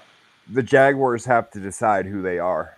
They need to decide their identity as who they are. You know, everyone talked about Trevor Lawrence when he was coming out as being this generational talent, everything like that, which he certainly has shown that he isn't. But he has some abilities there.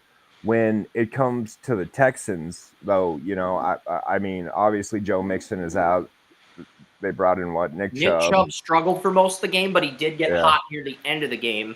I am taking the Texans. You, me, and Tony Mario are the only three that took the Texans. And Texans, the reason they have struggled, they had 14 players on the injury report in week 1, and that includes players both on the injury report and on the injured reserve list. So 14, and that's why they're struggling right now. Yeah, and the thing is, like, I was just talking about their running backs, you know, and Dameon Pierce, he came out, had a really good, you know, start to his career, and then he just kind of fell off.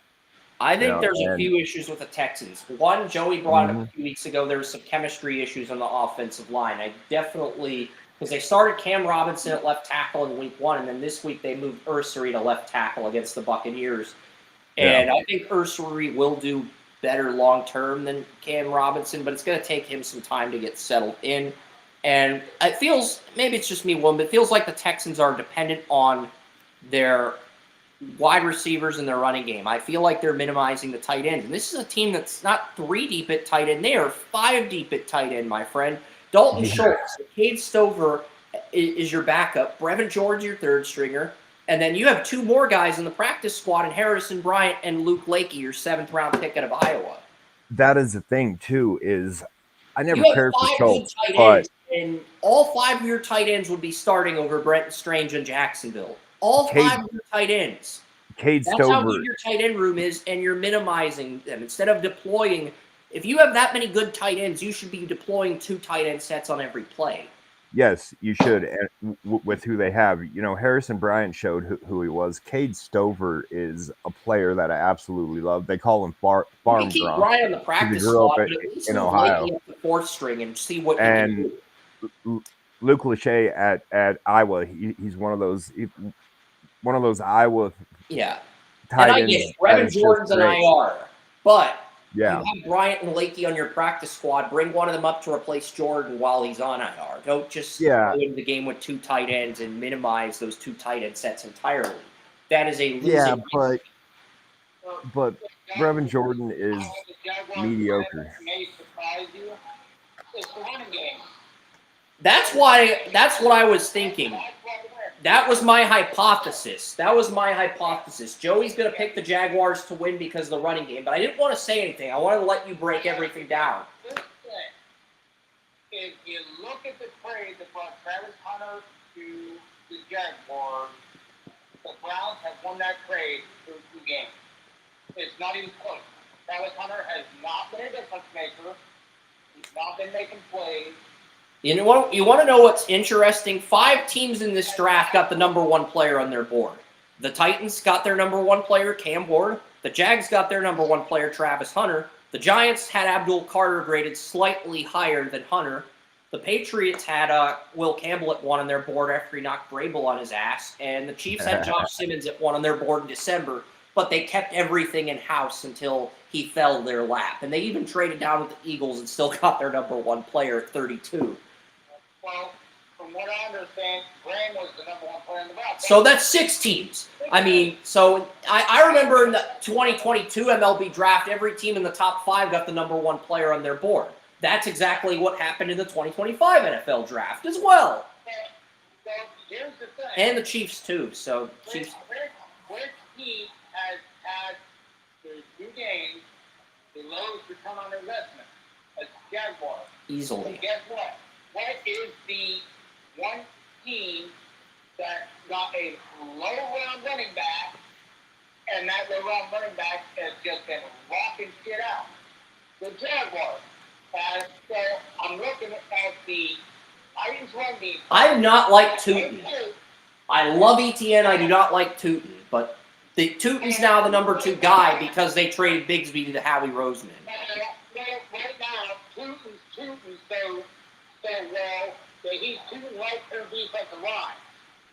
Okay, so Tootin is doing incredibly well, and he is pushing through and creating a lot of havoc. So, yeah, we might not have been high on Tootin. I wasn't high on Tootin. But the results from Tootin playing, well, we've got to look at. And the Titans don't necessarily have the best run defense right now. And he might be having early Texans, not the Titans. Titans defense is awful. I do agree on that. But the Texans have Daniel Hunter and Will Anderson Jr. They have edge rushers. Yep. They have corners that can cover. That is what this game is going to come down to. Their run defense is suspect. I mean, Azeez Al-Shahir needs to be upgraded at middle linebacker. I do like Sheldon Rankins at defensive tackle, but Mario Edwards Jr., Tim Settle are the other defensive tackles next to Rankins, and that doesn't excite me. Yeah. They're not doing very well. I mean, right now, the Texans might as well just stay at 34 because their second defense is non-existent. And the Jaguars right now, the strength of their game is pounding it at the middle. So, I mean, it's a matchup that is going to be a pain for the Texans. And I just think the Texans have a greater urgency to win. But the Jags, if they can figure out a way to win this game, they make this division a lot more entertaining. From an entertainment value, if the Jags find a way to win, this division becomes a lot more entertaining. All right, so 0-3 is a very, very hard hole to crawl out of. And what this game is going to come down to the lines, the defense, the line, and the offensive line, and what they have going. You know, that is going to decide what happens in this game. You know, CJ Stroud is a player. He never wowed me. He was still my QB1 that year. But, he's not going to come out there and absolutely wow you. He is. I had him compared to Jared I Goff. believe Put it that Kirk way. is going to get. I've got the Texans winning. I've got the Texans winning. I've got the Texans winning 27-20, and I believe Christian Kirk will have the game-winning touchdown. Not because it's for two reasons. One, it's first game back on IR, and the second reason is Sunday is also going to be the funeral of political activist Charlie Kirk. I'm not going to get into politics of that here, but I think Kirk, former Jaguar, now on the Texans, I think Kirk is going to have the game-winning touchdown for the Texans. It's going to be a very tight game. I've got Texans 27-20, but I think it's going to be a very tight, very close game, and then Stroud throws a game-winning touchdown to Christian Kirk at the end of the game. But I think it's going to be a very tight game. I Where whoever has definitely the ball like that. last wins. If the Jags have the ball last win, they're going to win. That's what I'm saying. Whoever has the ball last wins. Here's the thing. I can. I found out guys on Tuesday. I called in about last minute, picked this game and called out from work to watch this game. So I've got a lot of reasons to be angry right now. Which I apologize to you guys because I have been angry on this podcast and I have been an asshole. And hopefully this makes a good deal. Assholes make podcasts more fun. I mean, Aaron Clary has his own YouTube channel called Asshole Consulting, where people pay him to solve their financial problems. It's entertaining as hell. Well, also, it brings out everything, dude. So I'm going to say this. Right now, I'm hoping Nick Chubb puts a boot up somebody's ass, and I'm hoping the Jaguars running back put a boot up somebody in the Texans' ass, and I hope I come out winning, but the Jaguars get the win on this. I think Kirk's going to get the game-winning touchdown, but I think both running backs, I think both Etienne and Chubb are going to get 100 yards in this game. That nobody can say they do not like Nick Chubb. I don't care what team you're rooting for. You look at Nick Chubb, it's like, that's the nicest guy I've ever met in here. Hey, he started the Texans and then shoved $5 million to Cleveland schools or whatever it was. I mean, this is the nicest guy and most generous guy you'll ever meet. I mean, who can root against that? I mean, even somebody who hates whatever team they're against is like, oh my God, Nick Chubb there? It's like, we love Nick Chubb. And Nick Chubb's the greatest guy. Even though he never talks to the media, so we don't like him in that respect, but it's still fine. He's the nicest guy. The Bengals play the Vikings. I am still picking up. I've still got the Bengals and the Lions in the Super Bowl. And what's ironic is last week both their fan bases got out of control, threw some dildos onto the field. When I pointed this out, someone said it's a sign. I don't know if that's a good thing or a bad thing, but it's a sign. What? It's gotten out of control since this whole fad started. I think it started in the WNBA over the summer, and then it's. And I'm sitting here thinking, and I was listening to 92 through the phone, and we're all like, "How the hell did we get? We don't go in the stadium." It's gonna happen in a Lions game if they put Brad Allen in another Lion. A Lions fan is gonna throw right at Brad Allen. Oh my God, we put Brad Allen out there. He's gonna get the big nose. And if you put him in a Lions game, that is gonna get ugly. Like.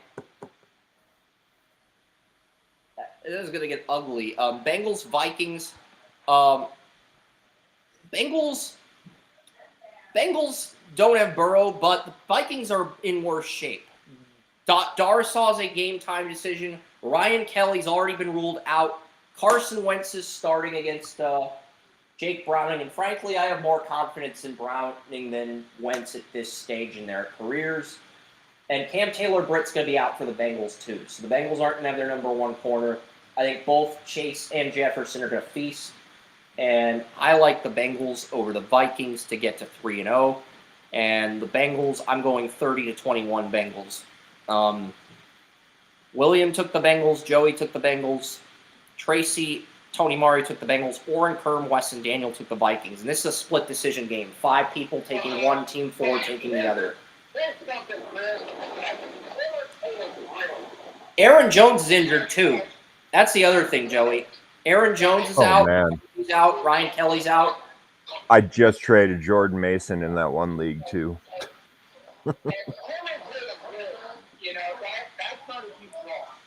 And Addison's still suspended for one more game. Addison's going to be back in week 4, but he's still suspended for one more contest. Yeah, so the Vikings are, even, dismissing players, the Vikings are kind of rabid right now. Yeah. Let's face it, Addison's the only reason Kenny Pickett got picked in the first round. Yeah. I mean, Addison is a bona fide star. So without him... And it's funny that the people that work, it's funny that the people at the Senior Bowl that told Jim Nagy there's only one first-round receiver, Jackson Smith-Njigba, the scouts that told Nagy that should be fired from their jobs because that's just such a laughably bad take. Because Zay Flowers was in that draft, Addison was in that draft. Yeah, I know it was very bad, dude. First receiver taken, but that is just such a laughably bad take. I had 4 first-round receivers that year. NFL scouts basically told Jim Nagy, Jackson Smith-Njigba's the only first-round receiver in 2023. Zay Flowers is a round 2 guy. Johnston's a round 2 guy. Addison's a round 2 guy. Just horrible. Fucking horrible. That is very horrible, man. And all of us had those 4 in the first round. I mean, you know, I had a first round, my number 1 receiver that year. Who? Josh Downs.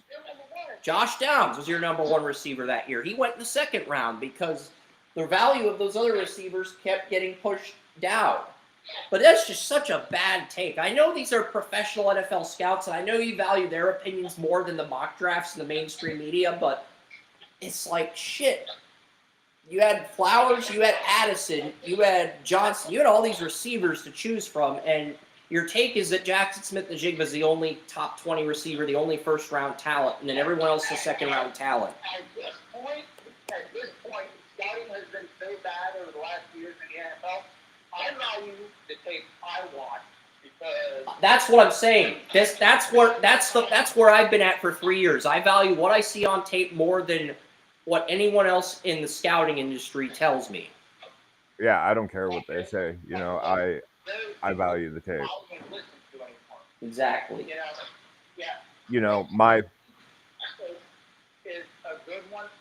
Colt Warner's going. Colt Warner's not even mainstream. He has his own freaking channel where he just breaks down tapes. Yeah. So does Matty Dale. Matty Dale, I told you guys about before. He's a former professional quarterback, semi-professional quarterback, I guess you could say. There's that one guy, I think, is it JT O'Sullivan, who does the QB School on YouTube, really popular show? JT O'Sullivan, he's good. That, these professional scouts don't know shit. It's all about the guys that play the game. Look at it like Mike Cat, Ojo, and Shannon Sharp. Oh man, that is such a great story. Because they have sources all throughout the NFL, and they're both highly outspoken, which is probably why they're not in the NFL right now, because they will put a boot in somebody's ass, and the NFL doesn't like that. So yeah, it's like those are guys you gotta listen to, because it's like all these guys we talk about, you gotta listen to over. Yeah, Jacob Rodriguez looks really good at edge rusher today. He was the preseason big defensive player of the year, the preseason defensive player of the year, Jacob Rodriguez, Texas edge rusher. And they also got David Bailey from Stanford in the portal.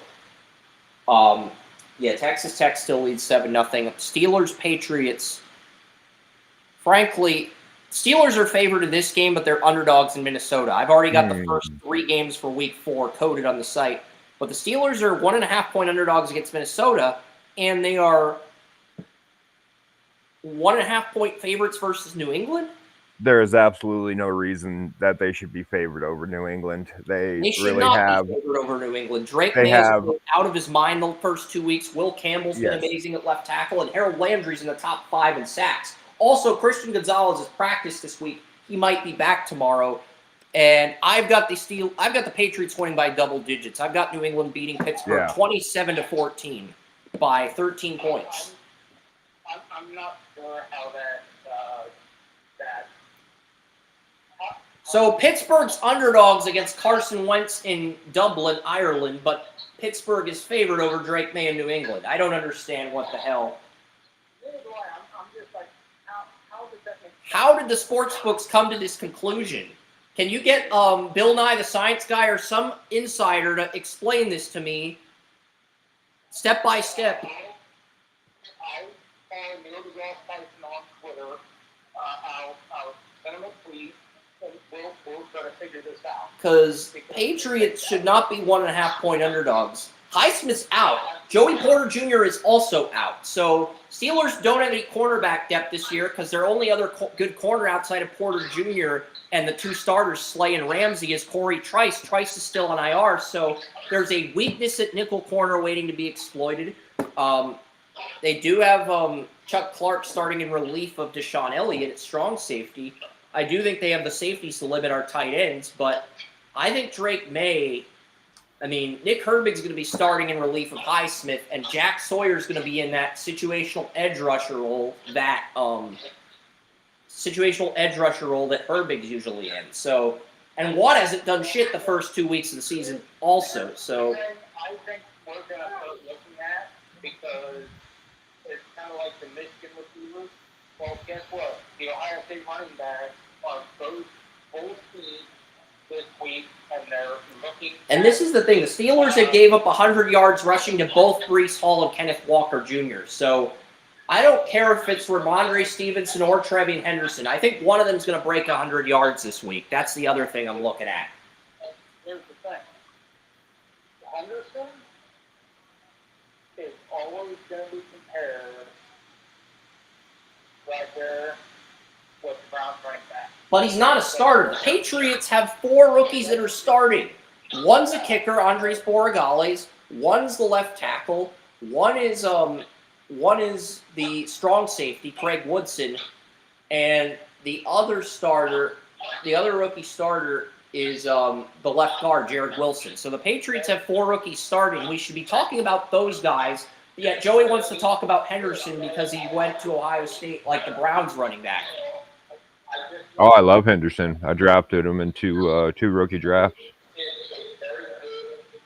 I like Henderson too, but if we're valuing starters over backups, Henderson's your 5th best rookie.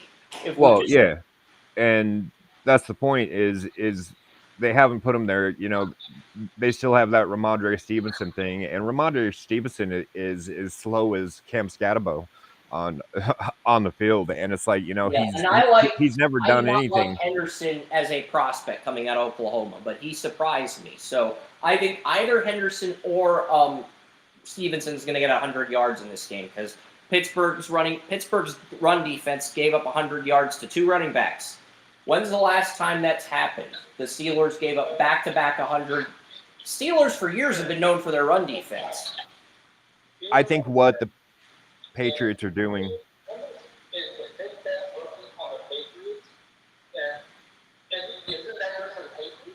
Yeah, that is great for the Patriots.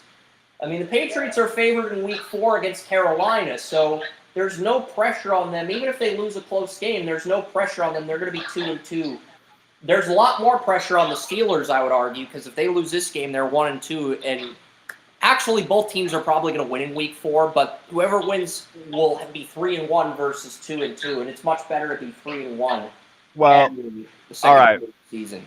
What I can tell you right here with the Patriots is that they are pulling the seniority card at running back, and they need to absolutely pull that, get it over with, go with the best player. Travion Henderson is 100% better running back than Ramondre Stevenson.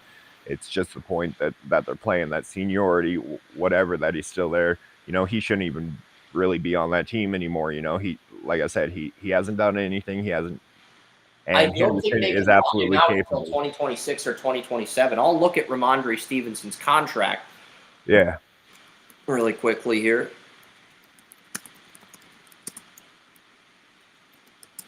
And I'm a Stevenson fan, so I love Stevenson. I love Stevenson too, but I think Henderson has more upside. That's why I gave the Patriots an A+ for Henderson. So, and I gave the Patriots an A+ grade on every Man. of their 7th round picks. Everything you need to know about how good they drafted 2025. They gave him a 4-year, $36 million contract in 2024. Stevenson's a UFA in 2029. That's when Henderson's a UFA. So they have Stevenson and Henderson for the next 4 years. Well, I'm saying it right now. They need to trade Stevenson, get rid of him, but I do think a butt is coming. The pay 7 cap hit this year $5 million, cap hit $7,600,000, dead cap $8 million. They can't get out of the Stevenson contract till 2027. Dead cap of $3,200,000. I think they're going to roll with Stevenson this. Okay, check this out, man. And then they'll make Henderson. Stevenson stays healthy. They'll roll with him, and we'll have an elevated role in year 2. I think the plan. Let's make Stevenson the bell cow in year 1. Let's do running back commit by committee in 2026, and then we'll trade or cut Stevenson in 2027 and make Henderson the bell cow in year 3. Because that's the approach the Lions took. Check this out. Jahmyr Gibbs, William. Think about it. All right, check this out, man.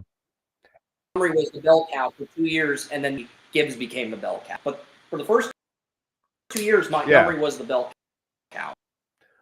All right, but go ahead. Check this out, man. His rookie year, Ramondre Stevenson had I'm not going to get into the receiving stats, everything else, but the running stats. He doesn't have receiving stats very much. The running stats, 2021, he had 606 yards. 2022 was his only 1,000-yard season, which was 1,040 yards. And let's see. He would have had 1,000 yards in 2023 if it wasn't for an injury, and that's why the Patriots gave him a 5-year extension, because they had Drake May on a rookie deal, and they felt like they had the flexibility to extend him at the time. But you can tell they are probably going to buy him out. Well, before trade him in before his injury in 2023, before his injury, he had in one game 25 yards, next 50 yards, next 59 yards, next 30 yards, next 24 yards, next 46 yards, 34 yards, 39 yards, 87 yards. You know, and then all of a sudden, 2024, he has 800 yards. You know, he is averaging nothing for. He didn't deserve that contract. Part of that was because the Patriots had awful QB play in 2023. I think that's part of why Stevenson struggled before his injury. That is actually one of the worst contracts that I have seen lately. A 4-year, $36 million contract for a running back that doesn't catch the ball. That goes out there. Yeah, they paid him about $9 million. What the Browns were paying Nick Chubb. That's basically what the Patriots paid Stevenson. Yeah, and that was the first contract extension under Elliott Wolf as GM. Then that's the reason that he is still the starter there, is because they want to sit there and say, "Oh well, you know, I gave him a chance. We gave him this contract. We have to play him." To be fair, the Lions took this exact approach with David Montgomery and Jahmyr Gibbs, where they eased Gibbs in for 2 years, and then he finally became the bell cow this year. Yeah, and one thing is, this is coming down to the point where they just need to absolutely get rid of him somehow. You know, cut their losses, do something, just get him out of there. He is not. Didn't Derrick Henry sit behind DeMarco Murray's rookie year, and then he took off in year 2, Joey? Didn't Henry sit behind DeMarco Murray's rookie year before he took off in year 2? I believe so, yes. So that's probably what the Patriots are doing with Henderson. That's probably what the Patriots are doing with Henderson, because that's Vrabel's thought process is we're going to ease him in the same way we eased Henry, and that's probably Vrabel's thought process. It was the two-headed monster for the first year. I think it was year and a half. Yeah. could see it because does say that is right, that Rebel style when it comes to coaching running back. I agree Henderson has more upside and is better, but because of the money they're paying Stevenson, he's going to remain the bell cow, I think, for this year. And then next year, they'll probably do a 1-2 punch, or they'll make Henderson the bell cow at some point next year, because Gibbs became the bell cow halfway through last year. That's pretty much the same approach the Lions took as well. I think Henderson will either be traded next offseason. He's not going to be traded right now. He'll probably be. I think Ramondre Stevenson will probably be traded either next offseason, or he'll. If the Patriots can't find a buyer for him in 2026 offseason, he'll get cut in 2027. They'll find a buyer in the middle of next season because there's always a running back injury somewhere, and a quality running back is good as gold when it comes to that capital. So I'm pretty confident he will land on his feet somewhere outside of New England. I'm not confident because this running back class is kind of strong for 2026 and 2025. And there's just so many good running backs now. But yeah, me, Joey, and William all took the Patriots. So did Tracy. Orrin, Tony Mario, Kerm, Wesson, Daniel Keyser took the Steelers. Yeah. Patriots are going to win. I agree. I have the Patriots winning by double digits. That should tell you how underhyped the Patriots are by the Vegas sports books and how overhyped the Steelers are by the sports books, even with the injuries. Yeah, I'm very confident in my prediction on this game. Very confident. Yeah. The Patriots have a left tackle that dominated. They've got a quarterback that's dominated, and they've got a pass rusher in Harold Landry who's dominated. And Christian Gonzalez might come back. So if he comes back, it goes from a 13-point win to a 14-point win, potentially. If the Patriots get their skill positions settled down, get their receivers settled down, Kayshon Boutte, freaking just all these players, that's what they need to find, and that's what they need to do. When they get these skill positions down, they are absolutely going to dominate in this league. I agree. It's simple as that. Drake May was my QB1, and it wasn't particularly close. The guy is Tony Mario's QB1 too, but Tony's taking the Steelers to win, which I love Drake May. I'll just put it that way. And what he can do, he has every tool that there is. I mean, I love to see him in those games against Josh Allen, because it's just, those are two quarterbacks that I absolutely love in this league. And I agree. It's going to be something when they get everything settled down at the skill positions. I mean, they're going to be very, very dangerous. They're going to be a team that no one wants to play. Yeah, my audio's finally working again. I don't know if I was on Restream. It said audio did not work. I do not know how long my audio wasn't working. I know the audio is going to work great on TalkShoe, but I don't know if audio is going to work on Restream. That's my only concern. Yeah, it was kind of going in and TalkShoe out. added this new feature. TalkShoe added this brand new feature where whenever you minimize the TalkShoe screen, the TalkShoe app, it uploads a new screen while I'm streaming on Restream, and I think that new feature that TalkShoe added is fucking with the Restream background. So, well, that's the thing with Riverside is when the audio actually comes out, it uploads the audio from.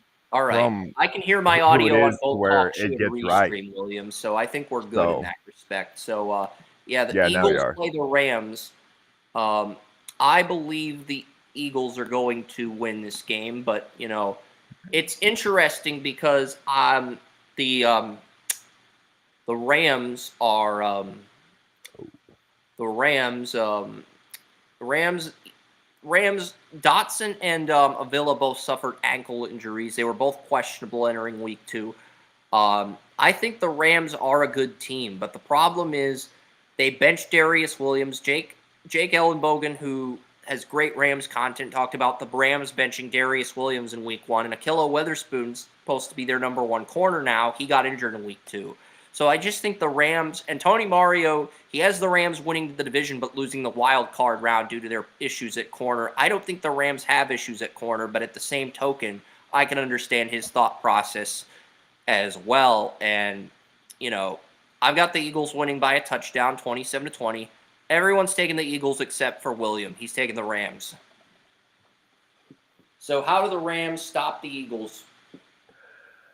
How do the Rams stop the Eagles? Sheer will. You know, I mean, they're obviously a team that the last few years they've been able to beat anybody on any given Sunday, you know, because of Stafford, because of, you know, Kieran Williams, because of just the players that they have had, you know, and I feel this is another one in this game as well. And his reasoning is the Eagles' new offensive coordinator replacing Kellen Moore has been very sloppy.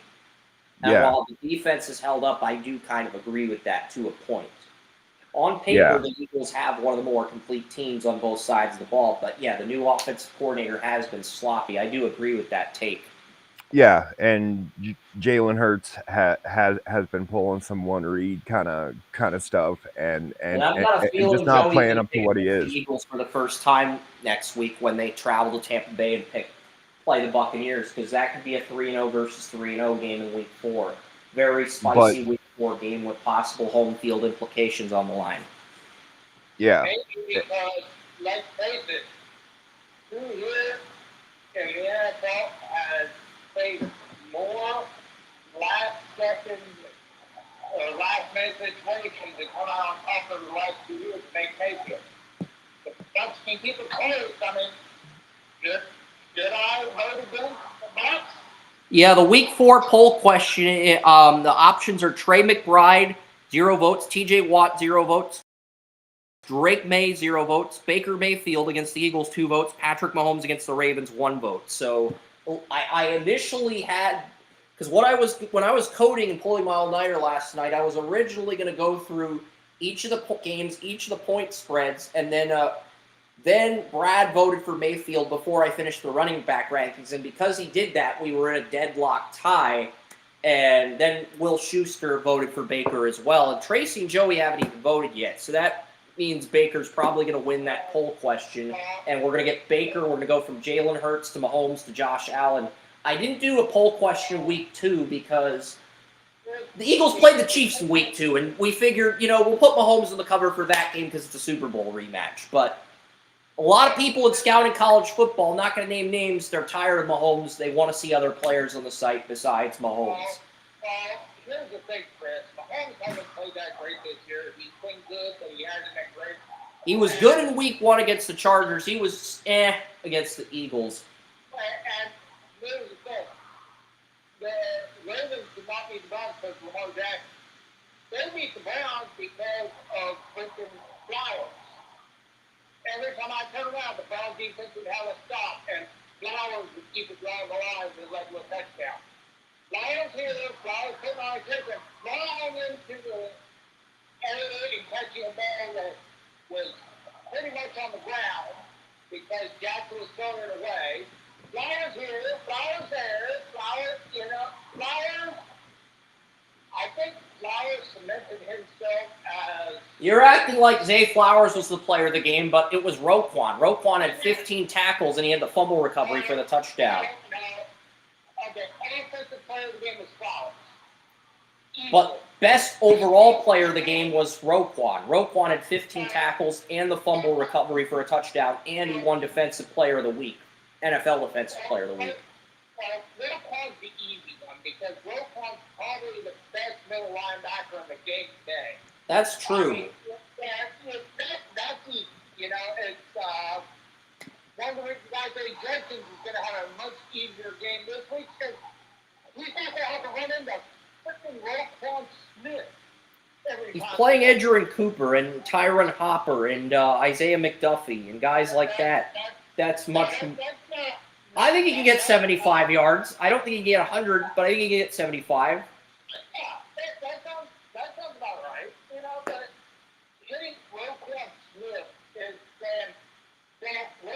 Smith to be the player of the game every week for the Ravens.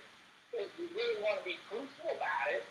I mean, if the Ravens had won, you could have made an argument for Roquan or Derrick Henry against the Bills, because we would have gone with Henry, but Roquan did have 10 tackles against the Bills. So,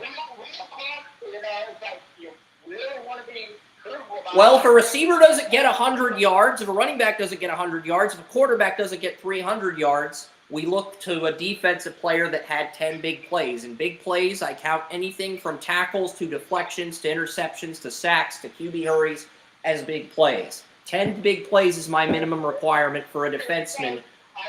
And Roquan Smith hits that requirement each week. You know, that's the thing. Yeah, that's the problem. It's like, that's why I don't pick him as player of the game every week, because that's easy. Roquan Smith is player of the game 9 times out of every 10 games the Ravens play. Their games are. Well, if Lamar has 300 total yards, 200 rushing, 100 passing, or whatever, I'll go with Lamar if he has 0 turnovers. I'll go with Henry if he has 100 total yards. Yeah, Lamar and Flowers are 2/3 of the game. Henry, Lamar. The Ravens have been a lot more dependent on Flowers and Henry this year versus previous years. But maybe that's how they're baiting teams in. Maybe that's their plan, to bait other teams in so they can open up the rest of the offense later in the season. Maybe that's the plan. Maybe, but at this point, it's like, Roquan, if you pick Roquan for player of the game, Spencer just popping out. I gotta have 300 yards from Lamar, or 100 yards from Henry, or 100 from Flowers, and a touchdown. My standards are very high. You can call it a cop-out. I'm good either way, but it's like, yeah. It's like, what are you going to do? It's like, well, these two guys weren't superb, so we're going to send the best play on the field just because, you know. The Jets play the Buccaneers in Tampa. William took the Rams. The Jets play the Buccaneers in Tampa. I'm taking the Buccaneers to win this game. They're wearing their orange creamsicles. I am taking Tampa Bay to win. I'm picking the Jets to cover the spread, though. 24-20.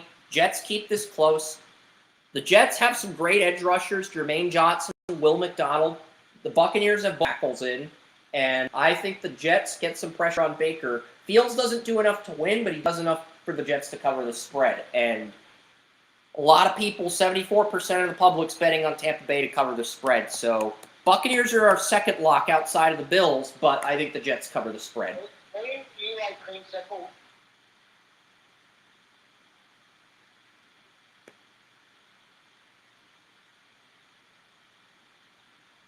If we were doing this podcast at my apartment instead of my parents' house, because the USHL Prospects game are still going on for 2 more days, the USHL Fall Classic still going on for 2 more days, I would have gotten an orange popsicle out of my fridge to pay homage to the orange creamsicles. The only person allowed to eat creamsicles around here is William. William, do you like creamsicles?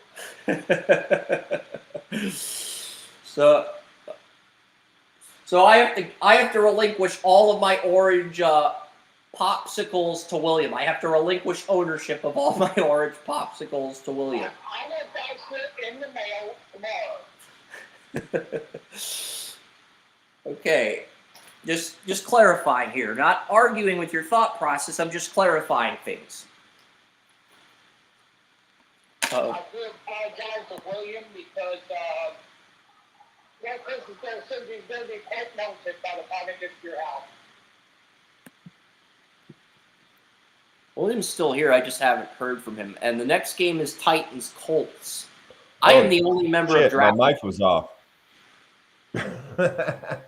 Yeah, everyone took the Buccaneers. I've got the Jets covering, and then the next game is Colts and the Titans in Tennessee. Me and Tony Murray were the only 2 people that picked the Colts over the Broncos last week. We had the last laugh. I am the only person taking the Titans to win. That's right. I said back in May the Titans will beat the Colts. I still stand by that. That's just because you don't like Trevor Lawrence 2.0. Well, Daniel Jones. A.K.A. Daniel Jones. Daniel Jones has been great. The Colts have not punted once in 2 games they've played this season. And maybe that continues in Nashville, but See, I that's think one the thing Titans that beat the Colts and create some drama in this division. So we have the Texans and Titans at 1 and 2, and then we have the Jags and Colts. The Jags are the Colts still have, so the Colts lose this game, but they still have first place. I've But been that guy talking up Daniel Jones for a while now. I've Since got he the signed with the Titans Colts. winning. Colts are And- favored by 3.5, 63% bet the Colts. Titans are my upset this week. I have the Titans winning 24-20. Interesting. I mean, both Charvarius Ward and Jalen Jones are injured. I mean, the Colts had to start Xavier Howard and Mekhi Blackman versus the Broncos last week, and they only beat the Broncos by a point. And those corners are good. Those guys should be starting corners, but they're number 4 and 5 on the Colts for some reason. But I think the Titans, Cam Ward, he finds a way to get his first win this Sunday. And, yeah, I know things are rough for Tennessee. Yeah, no, like I said about Cam Ward is he can be an NFL quarterback, but he's one of those guys that needs some help, to go along with it. I'd question him, being the number 1 pick overall, but I can understand where the Titans were coming from, but they also should understand where I'm coming from, saying that, Cam Ward, he needs help.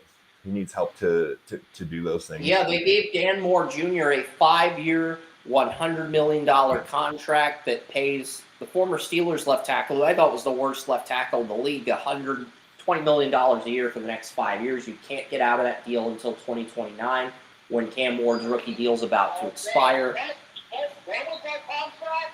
5 years, $100 million, $20 million a year. That was the only left tackle in the NFL that could make Hudson look like he was a starting freaking left tackle.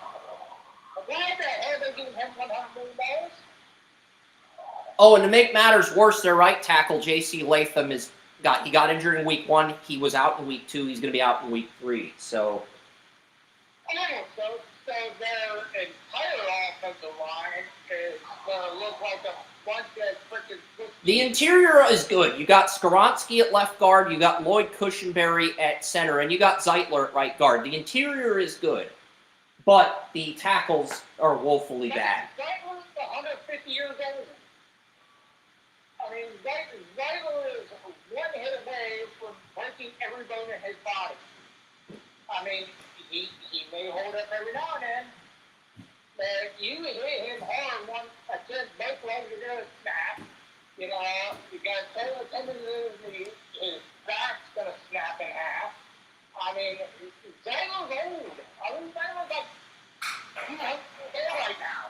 I mean, Jarvis Brownlee did good against Cortland Sutton, but he gave up 3 penalties to the Broncos in the home in the opening.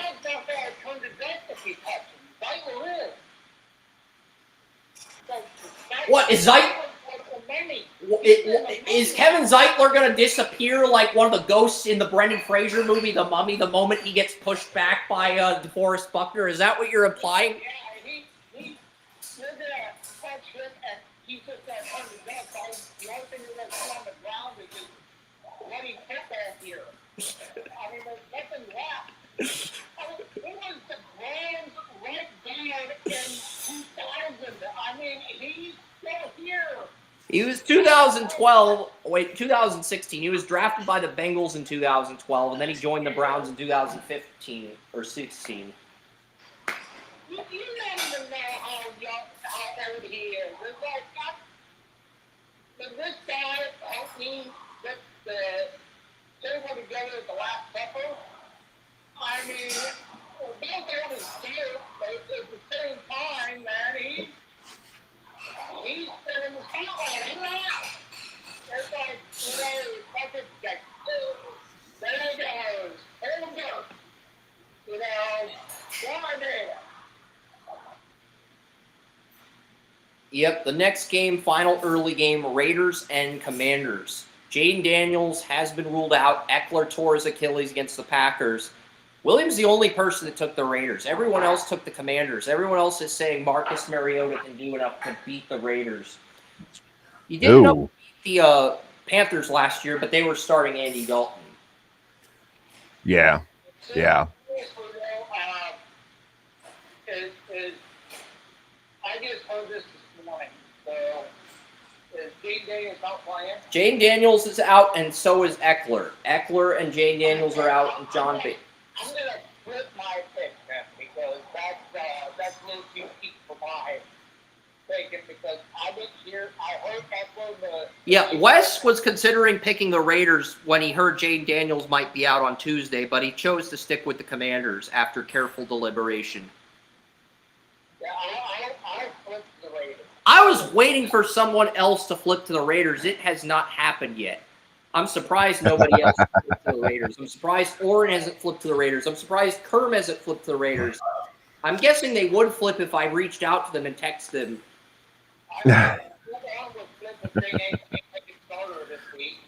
Nope. I think they got to stay, man. They can't flip. There's got to be a deadline on that. I don't think there's any way in hell that the Commanders can win this everyone game. Else, tough shit. Everyone you else. Reach out to me if you want to flip. If you want to flip, you got to reach out to me like Joey did on the podcast. Yeah, there's got to be a deadline on flipping, man, because you can't just say at the end. There is a deadline. No. It's 1 p.m. on Sundays. That's the deadline to flip. Well, actually 12:55, but yeah. But nobody else has flipped. But yeah, next game is Broncos and Chargers, and it is LA. It is the Chargers. They're hosting the Broncos. I think the Chargers win this game. I think it's a 1-point game. I actually have the Broncos covering. 24-23 Chargers win. Tony Mario has the Broncos edging out the Chargers for the final wild card, but he did pick the Chargers to win this game. Only Joey and Daniel Keyser took the Broncos to win. So only Daniel, the Packers fan who's on X, is the only person who agrees with Joey on the Broncos winning. And to be fair, I have the Broncos covering the spread, but I have the Chargers winning. Chargers are favored by 2.5. I think the Broncos cover, and this is a 1-point game. So I think it's a very tight game. Very competitive, very tight game. I like the Chargers, though. I just think the Chargers have too much going for them right now. Bo Nix, he is not terrible, but I think teams have figured out a lot of what he did as a rookie year, and Bo Nix hasn't adapted yet to what. I could say the same thing about freaking Chargers quarterback, too, because they figured out what he did as a rookie, and all those records he failed, Baker Mayfield's rookie passing record, all that stuff, when he broke, guess what? He hadn't duplicated it, has he? Well, Herbert broke that record, yeah, but then Herbert got better protection. Herbert got Slater in year 2. Then Slater gets injured in year 3. He still takes the Chargers to the playoffs for the first time. Slater's healthy in 2023. They miss the playoffs. And then he's healthy in 2024, and they get in as a wild card. And this year they're 2-0. Where's the big year for Herbert? Where is the big year where he doesn't throw, You know, Herbert led the NFL in fewest interceptions last season. Yeah, that really worked out for his playoff game, didn't it? It's like that was a freaking episode. We were like, damn, he had no interceptions or 4 interceptions or whatever it was, and then he doubled that shit in the playoffs or whatever it was. He had 2 interceptions in the regular season, and he had 2 in the playoffs. He had 4 on the year. Yeah, so whatever it was, it's like, come on, guys. Sooner or later, we're going to have to realize Herbert is whatever it is that his surrounding cast is. Because if he has a great surrounding cast, he's going to be great. Yeah, but the thing with Herbert this year is he has more depth at tight end and receiver than he's ever had in his career, because he has with Keenan Allen now back, with Trey Harris, you can use Johnson as a number 4, number 3, or a number 2. You also got Gadsden in the draft, and I think the Chargers just have depth. People. And then he's going to go 6 in the next playoff game. That's what you're telling me? No. People seem to forget that, Because I think Justin Herbert's going to win a Super Bowl in the next 5 years. So I'm telling can you, agree with that. Interceptions are going to get cleaned up. People forget that Herbert set records as a rookie, and now he has the supporting cast No, and he's going has to win the Super coaching. Bowl MVP, and it's going to be against the Packers, I think, in Atlanta. It's going to be against the Packers in Atlanta. That's what I think. Fuck the Packers. And then William gets to roast the Packers fan base the entire offseason. Dude, you know how many girls I know that their favorite team is the Packers, and I'm like, why? And I think it was just because they had a crush on Aaron Rodgers. But now, after his darkness retreat and everything else, Aaron Rodgers looks like he's a skeleton walking. You are a ladies' man, but then after you said they got a crush on Aaron Rodgers, I'm like, what the hell's wrong with them? But It's like, what is Omarion Hampton, coming in. You want to go to his cabin on the weekend? Like, come on, man. Aronde Gadsden, coming in. He's going to move up that depth chart real quick. He's been a healthy scratch lately, but that's just because of who they are with Harbaugh. Yeah, Harbaugh used Colson Loveland, but I think Gadsden's their highest ceiling guy in terms of the tight ends. They have so many guys. Many guys that they can. And they have the receivers that they're starting to bring in. Ladd McConkey, Quentin Johnston, he only plays when he wants to, and that is one thing that I saw on film. When the only reason he was getting the ball with a fire under his ass so far is because he's got Trey Harris gunning him for the number 3 receiver job. Yeah, and that is the thing. That gets you booed from the league at the end of the day. I mean, we've seen that before. You play when you want to. That's going to get you booted from the league at the end of the day. He did that constantly at TCU when he but knew he was getting the that ball. This year in year 3, but it's only because he's got Trey Harris. Lighting a fire under his ass. I mean, it was unbelievable. Besides his stone hands, when he knew he was getting the ball, man, he was off. He had that step. He had, he was doing incredible things. But as soon as he didn't get that ball, you could tell he didn't fire off the line like he should. And, as a defensive player, as I would key on that with him to know what is going on the play, to know whether he is getting the ball, and just taking him out of the equation. That's one thing. I had a 3rd round grade on Quentin Johnston and his hands. I mean, his hands are. He was the first receiver drafted, and the scouts told Nate that was scary. He was the only round 1 guy. He was the first guy drafted. I was like, oh my god, dude. I had Downs, Smith, and Jigba, Addison, and Flowers. Those were my 4 first-round receivers. But I think they were interchangeable, man. Those guys were incredible, those 4. And they have showed it in this league that they can absolutely play, and they're better than Johnston, and it's just as simple as that. And it was just a good thing that the Chargers brought in Ladd McConkey, to where they had to do that to be competitive. They had to get themselves a good receiver, and they finally done that. And now they're bringing in Trey Harris. And the Chargers had top 5 pass defense last year. Mahomes still threw for 300, still had 300 total yards against a top 5 pass defense without his 2 best receivers. The Saints play the Seahawks. Seahawks, I do have them winning this game. Let's be fair, Chris. Spencer Rattler played pretty damn well this season.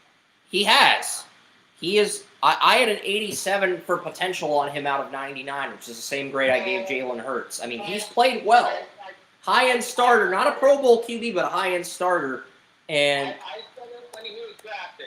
He had the most farm talent in that draft, but he had one of the lowest football IQs in that draft. So if his football IQ is catching up to his own talent, well, the Saints may just wasted the draft pick on a quarterback, but they didn't need to because Spencer Rattler. It's funny, Mitch. One of Bandel's friends, Mitch, said Tyler Show is going to be light years better than Spencer Rattler. Bro, You don't even appreciate Spencer Rattler. You don't deserve Spencer Rattler, Mitch. William deserves to see him succeed. Daniel Kelly deserves to see him succeed. You don't deserve to see him succeed because you don't appreciate him. Dude, I mean,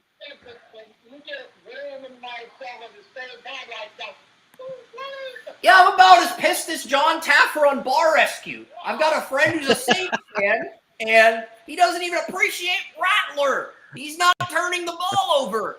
And you want to play Tyler Show? No! No! You see how pissed off I am? That I'm impersonating John Taffer the of Bar Rescue?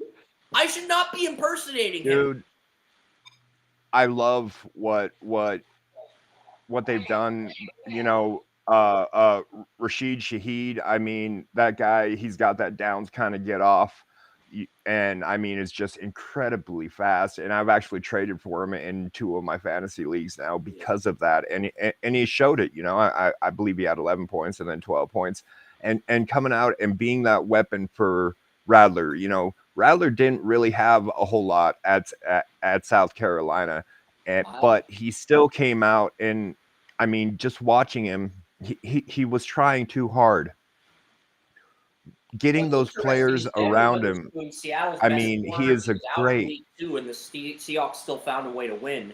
He's out in week 3, and both the South Carolina safety that Seattle drafted in Nick Eamon-Warry and both Julian Love are inactive in week 3. Julian Love and Eamon-Warry are inactive. So is Witherspoon. So while I've got the Seahawks winning 27-14, if Rattler delivers and makes the right decisions, the Saints will cover the spread. He can win. He can. No, win. I think he can win.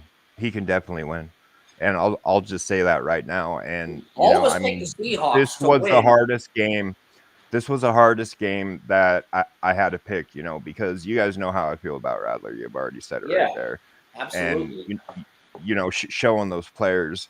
And I don't know why they drafted Chug. It's like, why did you do that? You know, this guy, he didn't do anything in college. He's what, like 25 years old, you know, things like that. And there were times that he intrigued me, that he showed things, you know, that he could do. Got him in the 5th or 6th round where you got Rattler, nobody would be saying it. But you got him in the second round.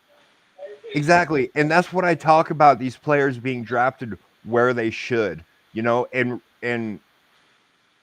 it's not the point that I'm being down on the player. It's the point that expectations kill, you know. And that's what they do in this league. You know, some of them never live down. The Giants and Saints play each other in week 5. If the Giants bench Russell Wilson after week 4 and the Saints bench Spencer Rattler after week 4, you're looking at Jackson Dart versus Tyler Show in week 5. Jackson Dart will win that game. I agree. Weird point. Jackson Dart, along the way, at different times was looked at as a first-round prospect. So if he gets taken around 2, his expectations are still going to be high when he gets in there. Whereas Dylan Gabriel, where he was looked at as a 4th or 5th-round prospect, when he gets in there, his expectations. I had a 3rd-round grade on Gabriel back in August, Joey. My defense. Your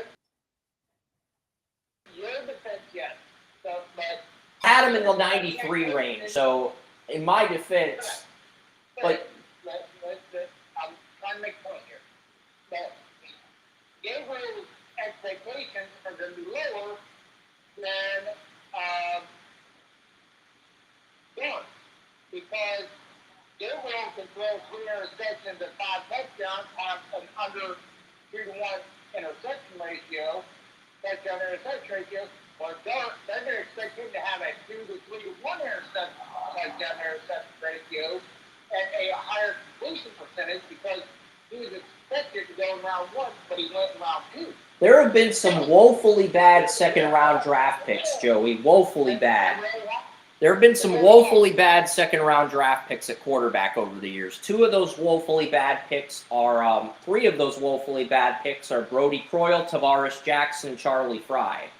So, I think Tyler Show's in that tier of quarterback when it comes to 2nd-round picks. He's in the Charlie Fry, Tavares Jackson, Brody Croyle tier.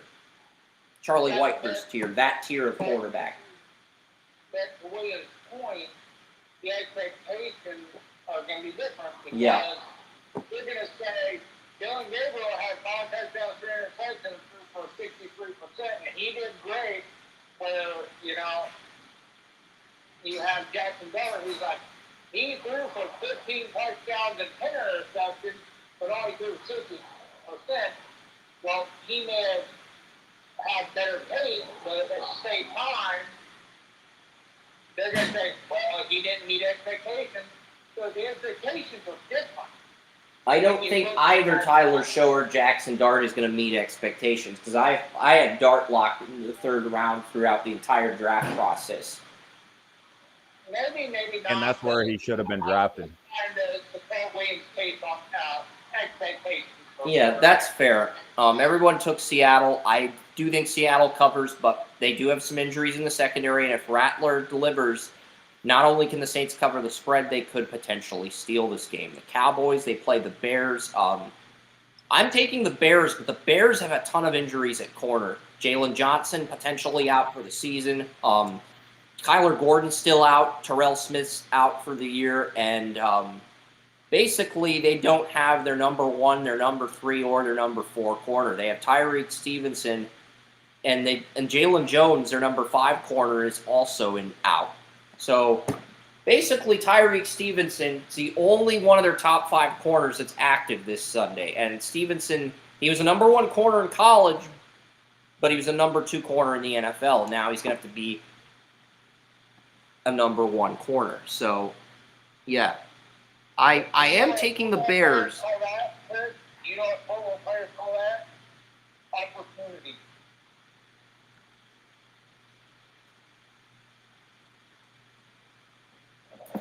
That's what football players call it. We call it opportunity. I am curious who the Bears' corners are. I'm still picking the win, but I'm genuinely curious who the Bears' corners are outside of Tyreek Stevenson with the other guys that have been ruled out. Nashawn Wright is one of the corners. He had the interception. Mentioned him. He had the interception in week 1. Against McCarthy, and the other guy is Jalen Joe. But he's been ruled out. So this is not updated. So they have to bring someone else up. And you're looking at, well, the Bears do have Dallas Flowers from. Now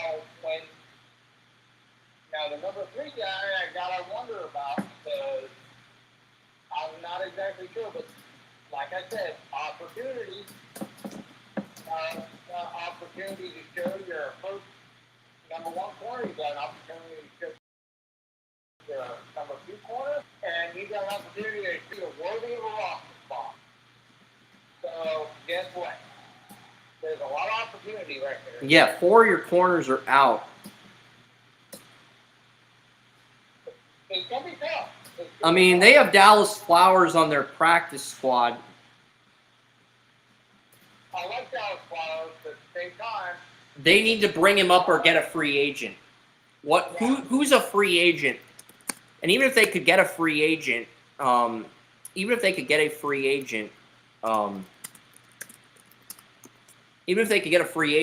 they would bringing him in on such short notice.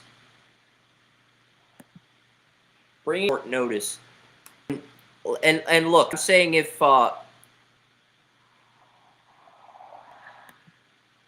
I'm saying what positions at cornerback are available. I'm just curious. I think Asante Samuel Jr. still hasn't been signed yet. Go out and get him, Chicago. You have nothing to fucking lose at this point. The fact that Ryan Poles has just tweedled his thumbs and hasn't even made an attempt to get him is the Chicago Bears doing Chicago excusable. Bears type things. The Chicago Bears doing Bears type things. He's 25. 25-year-old should not be a UFA under any. Bears and Browns both need nickel 5, he's still in the market. I don't understand. It doesn't make sense. It doesn't make sense. You got at least the Saints. They need another corner. Guess what? You got Italian Samuel Jr. He's going up. I'm looking at the corners that are available for the Bears. Bradbury is available. Kendall Fuller is available. Stephon Gilmore is available. Gilmore's available. Michael Davis is available. I don't think he's very good. Asante Samuel Jr. is available. I know he's got a market value of $11 million, but I would just bite the bullet and pay him at this point. From the Steelers is available. Nobody's picked up Cameron Sutton. He was the #1 corner in the league at Sutton. You got 2 good options, and the rest of this cornerback class sucks. His injury history, I wouldn't, though, but Troy Hill's available. Troy Hill's 34. That's why he's not available. But Troy Hill would be better than what you have currently.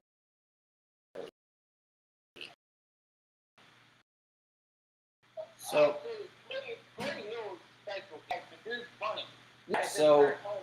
you've got 3 legitimate options at corner.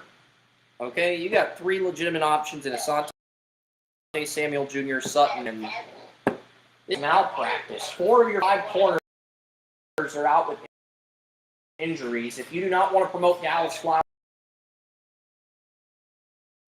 tweedling with your thumb. I agree that that was one of the reasons I was at the Browns traded for him in the first. Yeah, he couldn't play outside. You put him inside, he was going to lock somebody next to his wheelhouse. That is his cue. That is, you keep him in his section. I don't care how old he is. He's going to lock somebody down. You know, that's what his expertise is. And guess what? Where do the Bears need help? Well, they need help with what was the best nickel dime corner? And his market value is only $1.2 million. That's him. Really? Yeah, that's cheap as shit. That's dirt cheap. I would pay him 1.1.5, worth 1.5. You might pay him $2 million. I'd pay him $2 million and say, hey, we'll give you a team option for a second year. You know, just stay with us. We'll give you $2 million, and we'll make that $2 million guaranteed. And that team option for 2 years. So you'll get at least $2 million. Just plug this freaking hole because we know you can hole. I mean, that, you know, Troy Hill is one of those guys who's like, you can just call him up off the freaking couch. He's going to take that damn home. Why is he still in the market? Yeah, I shouldn't be roasting Ryan Poles, but it's warranted because he's like the guy with the big thumbs with the BlackBerry that doesn't know how to close the sale. Because you got all these guys in the market and you don't even want to sign any of them. Obviously, you know, when you have, I was under the impression that Troy Hill was on Wall Street because I thought he was too, but he's not. He's one of the best in the business. You put him inside, he may be the best in the business. And just put him inside, let him do what he does, and leave him the fuck alone. And Sutton's there too, and so is Asante Samuel Jr. And there's some other guys there, but they're not as good as those 3. And those 3 should be on rosters. Even if they're on rosters as backups, they should be on rosters. There's just... And especially with his teeth. And you know, it doesn't make sense. Like, you know, $1-2 million a player? Really? That's what's stopping you? $2 million? Out of $180, $200-some million freaking salary cap? $2 million is stopping you from imploding your roster. Yeah, what the hell is wrong with you? The Cowboys and the Bears. I've got the Bears winning 34-24. I might change. I am going to change my score to 34-31 because I did not think this many corners were out for the Bears. But I have Caleb Williams balling out. Another shootout for the Cowboys. Me, Orrin, and Tony Mario took the Bears. The rest of the Draft Utopia staff took the Cowboys. And if you want some good news, Dallas fans, Joey did pick the conference earlier on the NHL show before we ended the recording for that this morning. Well, so if you're I'm going to say something with this game about the idea of the Cowboys losing to the Bears. That is some good news. It's one thing with this team, and Jim Nill, for the love of God, do not. Dallas has a history of trading 26-year-olds. Your best left winger, Jason Robertson's 26. Do not go the same route as Jerry Jones and Nico. I think you're smart enough not to, and you've talked about retaining Jason Robertson, so that's great. But just saying, don't go that route. Okay, so it's really, really hard to. It's been a thing. 26-year-old stars getting traded in Dallas has been a thing this year. Luka Doncic and Micah Parsons. I don't want it to become a thing with my stars. So, well, I have one really hard thing with this Sunday team afternoon game before we get to the Sunday night and 2 Monday night games. I hope Dallas goes 0-17. It was hard to pick them, except for the Stars because they have a competent GM. I mean, this FC Dallas traded Jesus Pereira, who was a 14-goal striker to the Seattle Sounders. And they didn't even get like a first-round pick or any impact players back. They basically just sold their best player for allocation money. Stars need to trade their best player here. Nope. I love how we're just taking jabs at each other on this. It's great. Very entertaining. But this game is going to be so... It's going to be so ugly that the Bears are going to win 34-31, and Scooter Magruder is going to end up in a bubble like Bubble Boy. That's how ugly this game's going to get. He's going to end up in a bubble like Bubble Boy after the Bears drop 34 on Dallas. Yeah, I know that was uncalled for. I'm sorry, Scooter. We're just having some fun. I was a little uncalled for, the Bubble Boy joke. I get it, but it's funny. But I also think it was uncalled for. 49ers, Cardinals, both Max Melton, Garrett Williams left this game injured. Will Johnson's been ruled out. Sean Murphy Bunting's on IR still. I like the 49ers. Shit. I think Trey Lance could throw for 300. All the Cardinals' top 3 corners are out. Yeah. You know, I heard... The only positive the Cardinals have going for them is that both Jalen Thompson and Budda Baker are healthy, but the most Cardinals' terrible 4 best take, corners are all out with injuries. The most terrible take that I have absolutely heard. This is the injury rule, okay? There is nobody on this. Neither team can win this game. This is the injury rule, and like you want injuries, look at these 2 teams and say, "Hot damn, this is the team I want to pick." Joey wants a meteor to wipe out this game the same way a meteor wiped out the dinosaurs, but it's just not going to happen. I'm sorry. I don't know what to tell you. All right, man. I heard the most terrible take that there was. The most terrible take that I heard was Colin Cowherd coming out and trying to say that, oh, Shanahan's playbook should be NFL called. owners meeting, but Howie Roseman's the only one affected.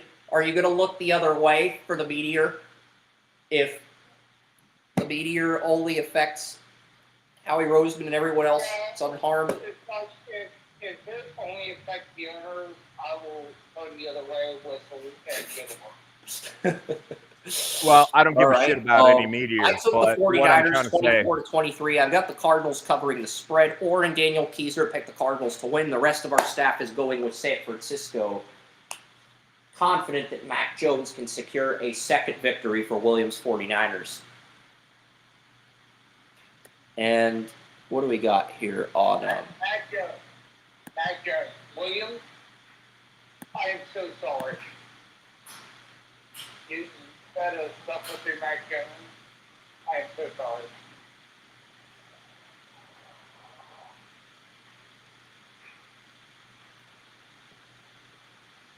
and they are reviewing a targeting play on Morum, the Texas on Morton, veteran Morton. They're reviewing a targeting play on him in the Utah game. It's 10-3 now. Mike Pereira, he's breaking this play down.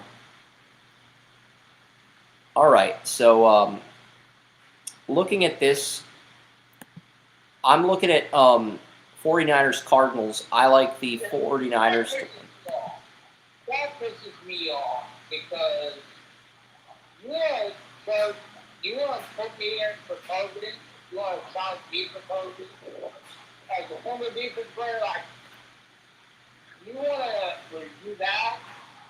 I'm going to give you a goddamn reason to review that. If you want to put me targeting, you better make sure I was targeting. Because if not, next time you review me for targeting, there will be no question. I will take that motherfucker's head off, and you will like it. And maybe that's and that's just the way we thought back in the day. One fly today is not even close. It was not fly today. But if you, back in the day, if you said you were targeting, like, I was targeting, really? Because I wasn't targeting before, but God damn it, guess what? It's going to happen now. That quarterback, that wide receiver, that running back, you know what? I'm going to put them in the ground. That is, maybe that's just a generation gap. Yeah, it might be a generation gap. Yeah, it's like, you want to talk to me about targeting? I'm a damn sure I target. And I'm a damn sure you know I target. Yeah, the Chiefs play the Giants in New York. Sunday Night Football, the Chiefs play the Giants in New York. Xavier Worthy's been upgraded to questionable. I do think the Chiefs are going to win this game. They just have to. Because they get the Ravens next week, and then they get the Lions in Week 6 at home. They have to win this game. And I think they are going to win this game, but I think it's going to be an uphill battle, and I think it's going to be by single digits. I'm going 27-19 Chiefs. And only Orrin, Tracy, and William took the Giants. Everyone else took the Chiefs. Chiefs have to win this game. This is basically an elimination game for the Chiefs because if you lose this game, you might lose the Ravens, and you might be 0-4, and you're just not going to come back from that, even if the Chiefs are the best team in the league in the second half. I just don't know if you'll come back from that. You can't ever truly count out the Chiefs as long as they have the players they have. But I think right now the Chiefs, I've got the Chiefs winning 27-19 over the Giants.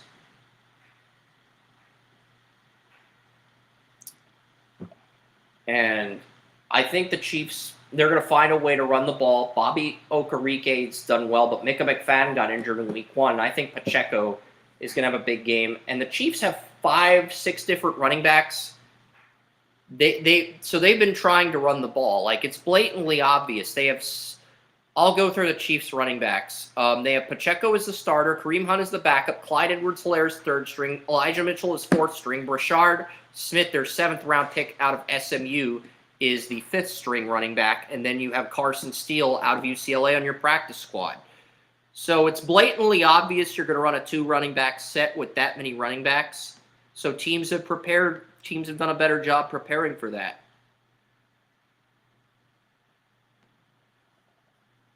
And 27-19 Chiefs. William, if you're still here, you can make a case for why the Giants are going to win. Otherwise, we'll get to the Monday night game.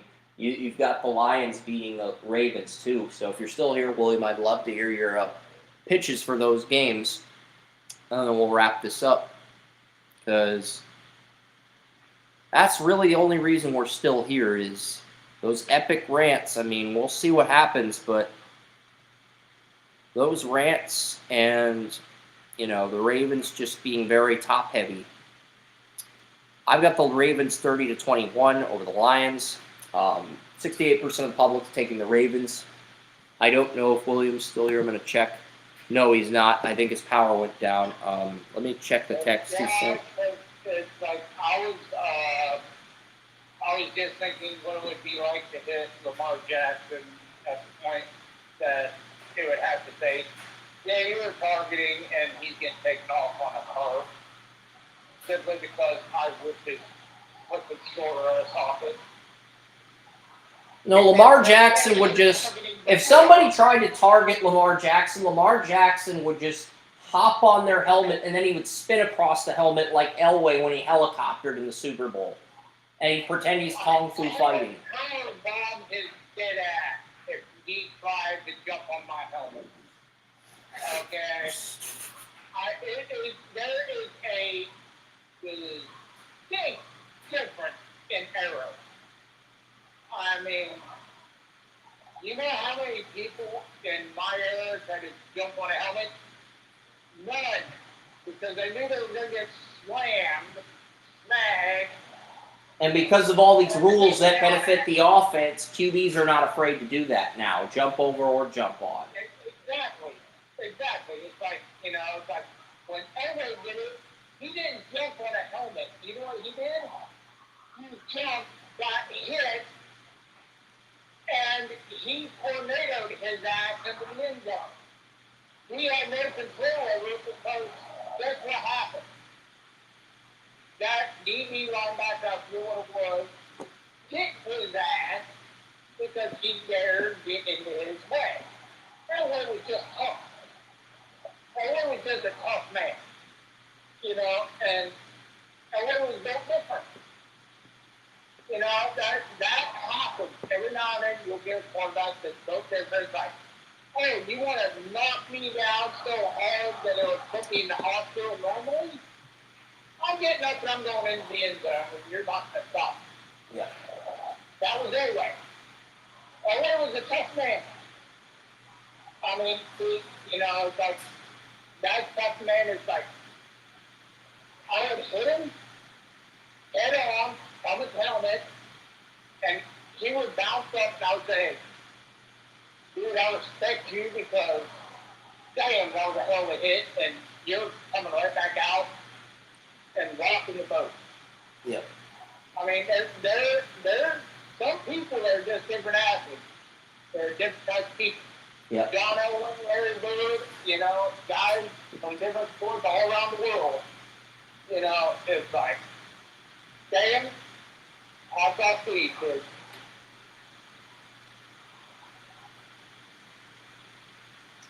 Yep, I agree. And on that note, we've got the Ravens beating the Lions and the Chiefs winning against the Giants. But yeah, next week we'll have running back rankings. There will only be 15 running back rankings, and that'll be immediately following the final division we preview, which will be the Atlantic division with the Tampa Bay Lightning, Florida Panthers. So that'll be the division we preview, and then if you've watched hockey, you kind of already know what's going to happen, who we're going to pick, et cetera, and then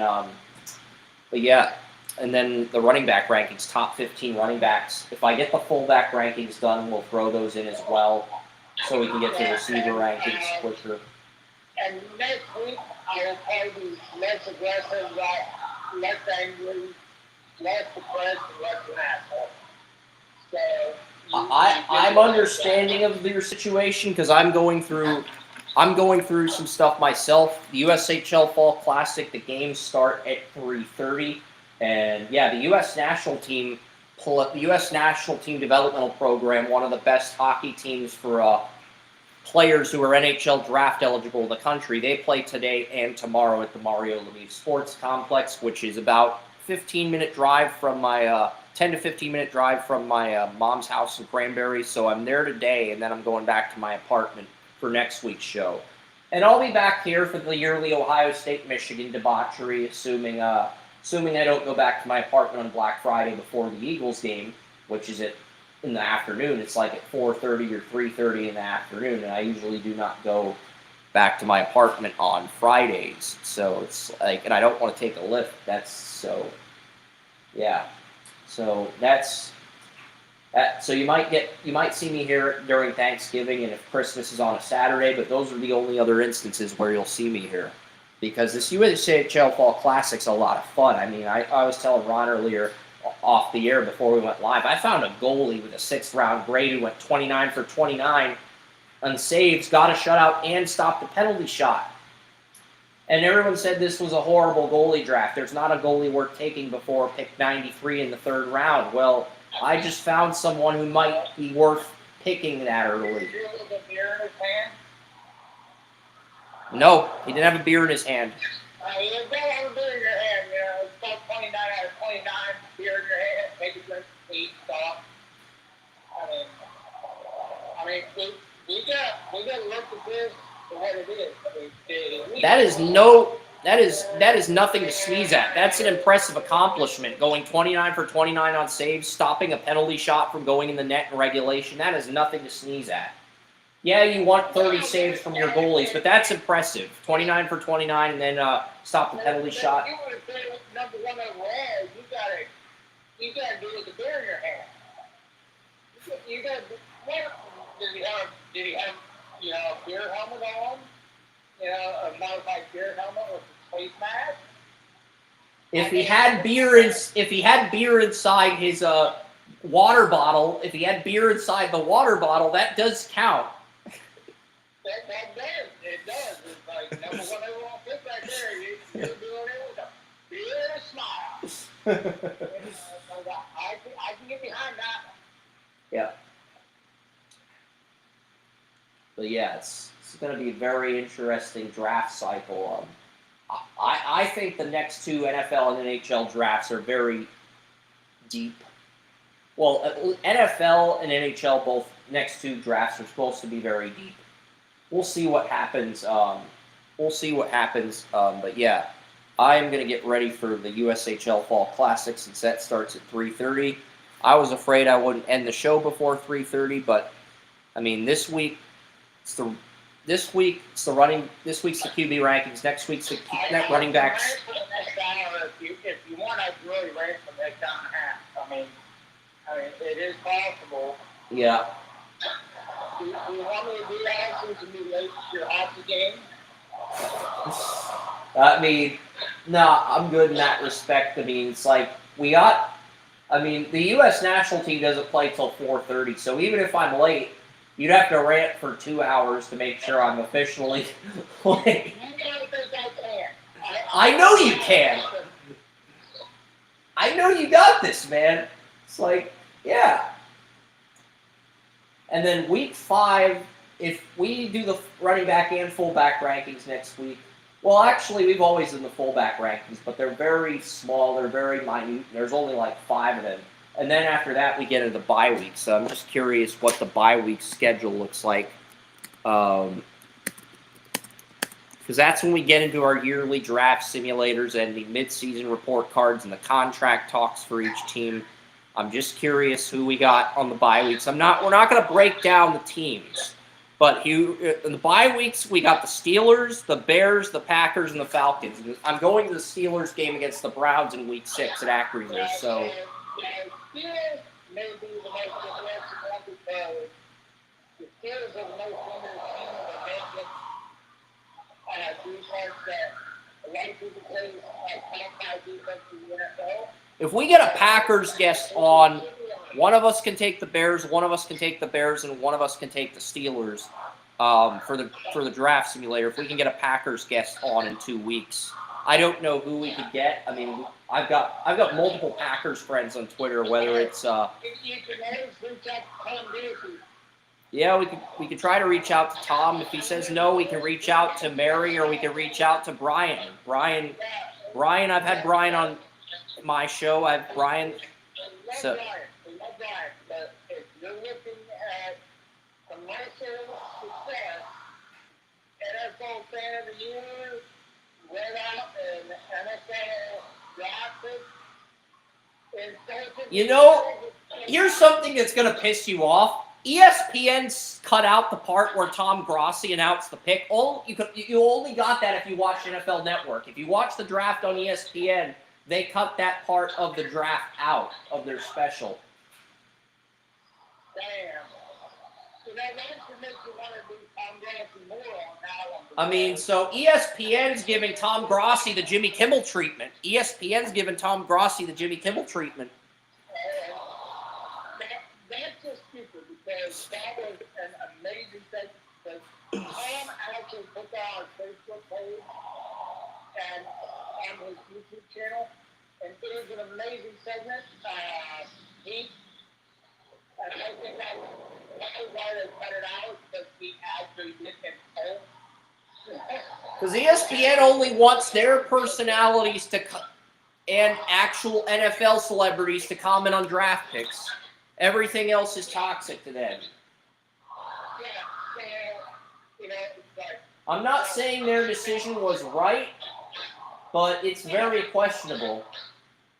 Yeah, I would say reach out to him on that one because, I mean, the most thing, he's a hell better than he's going to get. And, you know, when he says, with his 1 million followers, like, I'm going to be on the draft because of the podcast, well, that's kind of a big deal, when you say. Just slightly. Yeah, you're right. That is a big deal. So I like just reach out to Tom Grossi. All right. I'll reach out to him, and that'll do it for this edition of the podcast. That's Joseph Potter. I'm Chris Ransom. Only 4 viewers. I don't know why our X viewers are not showing up on the stream. We have a ton of followers on X. It's just they're not showing. It's 1 view on Kick, 3 views on YouTube. I'm just surprised. I've got over 10,000 followers on X, and we are streaming there. It's just, for some reason, the followers are just not showing up. I don't know why. They're just being a bitch. You know, the system's being a bitch. The database is being a bitch. I know if we've got 10,000 followers on X, I know at least 100 people on X are watching us. Maybe 140. So I think these numbers are flawed. When it says only 4 people, 3 on YouTube, 1 on Kick, I think the numbers are flawed. But hey, that'll do it. We've been on the air for... Here's the thing. Guys, we know you're listening. We appreciate you listening. And we love that you're still here. We despite what the system tells us. So we know you're here. Just needs a makeover, but we're glad to have you, and we will see you next week. See you guys next week.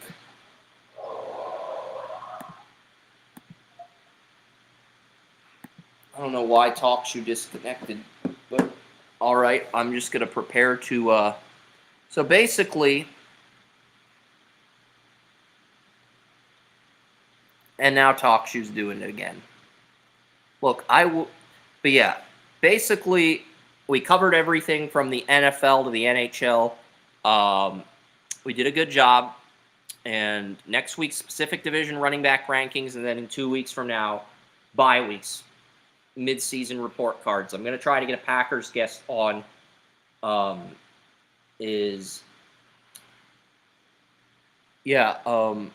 We'll see who I can get on in 2 weeks.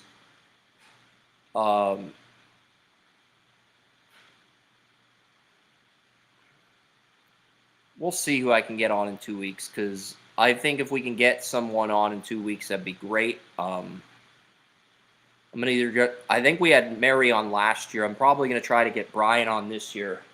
If we can't get Brian on the show, we'll get Mary or we'll get Tom, but we'll try to reach out to Tom and see what we can do. But yeah, I'm gonna sign off on TalkShoe, and hopefully the experience is enjoyable for our audience. So long. All right.